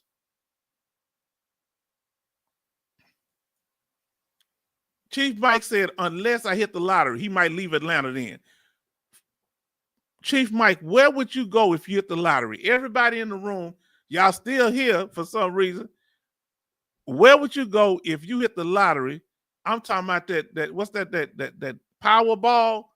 Let's say you got over 80 to 100 something, 80 to $300 million. Woo. Where would you go? What would you do? Where would you go, Frog Princess, hit the lottery like that? And then Brett say Gumbo in South Carolina. Yeah, I think that's where it was created, in South Carolina. People think it's Louisiana, but I think it was actually created now. Chief Mike say depends on what you have a taste for. Okay. All right, family. I'm glad y'all came back. I'm glad y'all handling this business. Family, I really enjoyed having y'all here. I hope the information that we put out was very informative. Let's see what she said. She said, if I hit the lottery, it's going to my student loans. Real responsible. Do you hear that? Do you see what type of daughter that Boomer and his wife is raising? She says she putting it on them student loans. My daughter gonna be trying to pay hers out too. She already talking about paying them out. Some people start while they still in college. Man, that's no joke, Frog Princess. Real talk, family. Real. So, family, we gonna get ready to call it a night. It's going on. It's 10. I want to say 10:50 here. I forget what the time is, and I'm gonna go to this what you call tomorrow. Are y'all gonna be here? Let me know if y'all gonna be here on Sunday, because I'm gonna be back because we driving. We this weekend I'm be moving back and forth. Don't say too much online because the rogues gonna be listening. But we rogues mean people that steal. Who gonna be here on Sunday? Who gonna give us a shout out? Sunday, I want to just hear what y'all want to talk about. I want to know what's going on with y'all. Okay? Say, I'll definitely check in. Thank you so much. Family, that's so good. We're going to give a shout out to Frog Princess. Y'all keep chatting. Frog Princess, thank you for doing good. We wish you the best. Keep being strong. We want to give a shout out to Chief Mike. We want to give a shout out to Brett talking about that South Carolina gumbo. I'm going to go down there and get some. Then we want to give a shout out to, we trying to catch everybody here. Thumper, we want to give a shout out to him. Our brother Kevin, shout out to Kevin. We shouting at everybody before we close out. So keep giving your statements, family. We want to give a shout out to brother John, Jon Thompson, John Thompson. The wonderful, the great man of Veterans Policy Plug, that brother with his life insurance company. Go back to the beginning of the live and you'll see where we help him to get his message out there if you need life insurance. Let me see who else we got here. Benny, shout out to Benny. Shout out to our brother Benny. He said, take your time, H-Town. Oh, did I miss that one? We're going to do a little everything, man. We trying to make sure that we get some, because we have to connect with each other. Shout out to Mr. International. If you still here or not, shout out to him. Let's see. Because we had some people. I want to pull y'all up when I say your names now. Even our brother, hold on. I just saw his name. Hold on, oh, there it is. Madre, brother Madre, shout out to him. See, that's how we come together, family. My internet kind of starting to act up anyway. So I'm gonna get everybody in here. I think I said Kevin. John J in the house. And send me an email, John J, and I'll give Mr. International your information. He'll contact you. We want to shout out to our sister, Miss Jag 83. Thank you for being such a blessing and supporting the channel. Thank you too. Get back to your modeling gig. We have, let me see, because y'all so love. Love has been quiet. Love it. Well, love. Have you seen it? And I already said, I think I said Benny. Okay. I'm trying to make sure I don't miss nobody. Man, y'all do. I'm trying to pull my sister up. I know who I'm thinking about, but I want to pull her up. Evan Almighty. Hold on, I missed. No, he mentioned Evan Almighty. All right, there you go. Okay. D. Shout out to D being in the house. I think I did Benny already. Brother David Farrington. All right. Let's see what else we got up in here. I think I did Madre. Yeah, I think I did. Shout out to you again. Bionic Woman. Shout out to Bionic Woman. And we pray for a speedy recovery for our sister. You know, it's good that on certain nights, different people come and y'all be having it going. Thank you so much. Y'all know this excites me to make. Y'all made my night.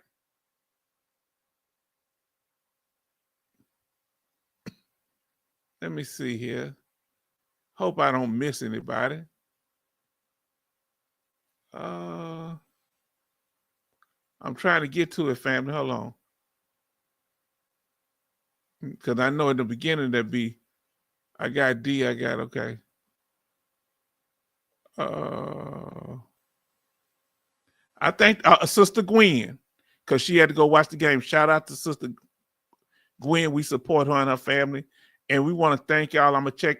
Now I'm going back to the end to see. Y'all know y'all put some chat in there. Okay, now listen to what they said.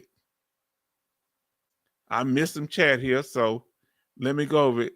Brett say, H-Town, if you send Pink Hats that money for your daughter, okay, they say, if you sell, or if I sell Pink Hats, okay. So he say, shout out to Major Boomer. Your dad say you gave him that name. You gave him half the name. You say you're such a boomer. Now Thumper says, congratulations, proud. Congratulations to the proud parents and their scholars. I pay traveling grace for you and your daughter tomorrow. Y'all have a great night. You do too, brother. Thank you so much. Now let's see what Chief Mike said. A place where I could keep most of the money without having to surrender most of it to taxes. Okay, that's a good idea. They got some places down in the Caribbean you can do that, right? Don't miss Chester. Yeah, Chester is a life insurance broker. I think Brother Chester, I did mention him because I mentioned his business too. But he don't go by the name, so I call him by, oh, what I'm doing. Okay, he say, Monday is Chief Mike's birthday. When you come back on, everybody wish him a happy birthday. Everybody wish our brother a happy birthday. we're gonna do it on Sunday because let's do it because we may not see him. He might be. Everybody wish Chief Mike a happy birthday.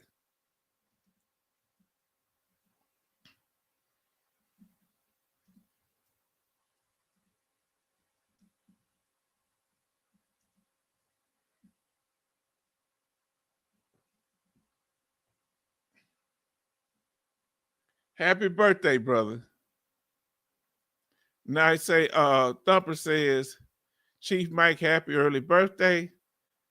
Did you 40, Chief? He always worried about somebody's age. He say, thank you. I'll be 63. Looking good for that age. I take pride. This is what Frog Princess say. I take pride in giving him that name. You a mess. Y'all know Frog Princess is a mess. She's something else. Oh boy, Frog Princess say, also, please tell your daughter congratulations. Frog Princess, she hear me talk about, and she see you on the chat too. I'm gonna tell her. She know who you are. Frog Princess say, happy birthday. That's to you, Chief. And H-Town Vet, happy birthday to Chief Mike. That's me. I'm talking about myself. Y'all know I'm crazy. He said, thank you. We want you. Where you going to eat at, brother? Before we get off this line, y'all got me up here for 4 hours. I ain't got time to be playing with y'all. Y'all have me up here. I got things to do with my life. Now I'm going to ask you this here. Where you and your wife going out to eat somewhere, brother? Or y'all traveling a little bit? You ain't got to say too much because people be keeping track of you. They try to come, breaking your house up. But what you going to eat, brother? Seafood. What you just going to chill, Netflix and chill at the house? Huh? He said, I love money. He loved Monday. Oh boy. Well, we gonna get you put it in the chat, brother. We still gonna do it. We gonna get ready to close out. I know y'all. I'm gonna give y'all a couple seconds if y'all typing anything. We want to thank y'all for being here. That the last one, and this has turned out to be just as good, but that last one was a barn burner, y'all. Huh? That was a barn burner. That last live stream, y'all need to go back and look at it and check this one out too. If you didn't see the first part, look at them as much as you want and go through our video library. So we want to thank y'all here at the H-Town Vet for joining us. We hope to see y'all again. I'm so happy that Frog Princess come through. I'm so happy that our brother we hadn't seen, brother Policy Plug. We glad he here. Now look what he say. Chief Mike, go to Popeye. Don't do it, Chief Mike. That's low vibrational, man. Don't listen to Brett. Gonna have everybody at Popeye. Man, this man need to go to Wine and Dine, a nice restaurant. He tell his wife we going to Popeye. That's a regular spot, man. Huh? But y'all go where y'all want to go, Chief. But I'm just saying this man is something else. So this is going to conclude this live stream of the H-Town Vet, and we're looking forward to seeing you on Sunday, so I can tell you how the graduation went. And if you still at home, Frog Princess, she said, say good night, and from Frog Princess, good night, and good night from Brett. Thank y'all so much, and good night to y'all. And family, this concludes. Let me pull up what I want to have on the screen, because I learned what I want to go out on. Let me turn the music on. She say, night, family. Frog Princess say we family. You know we good. I just thought it was so amazing that a dependent would be on the line like this. I say, man, that's cool. And look, she been here for the duration. And let's see. Let me see. Can I put the music on before we leave? Because I love my music. Y'all know how it is. So family, go ahead and say to the family, good night. We hope you have a safe one. Looking forward to seeing you on Sunday, letting you know how the graduation went. Let us know how y'all weekend also. So thank you, family, for joining us. We ask that you You and your family have a blessed day and night and weekend, and we'll see you on the next one.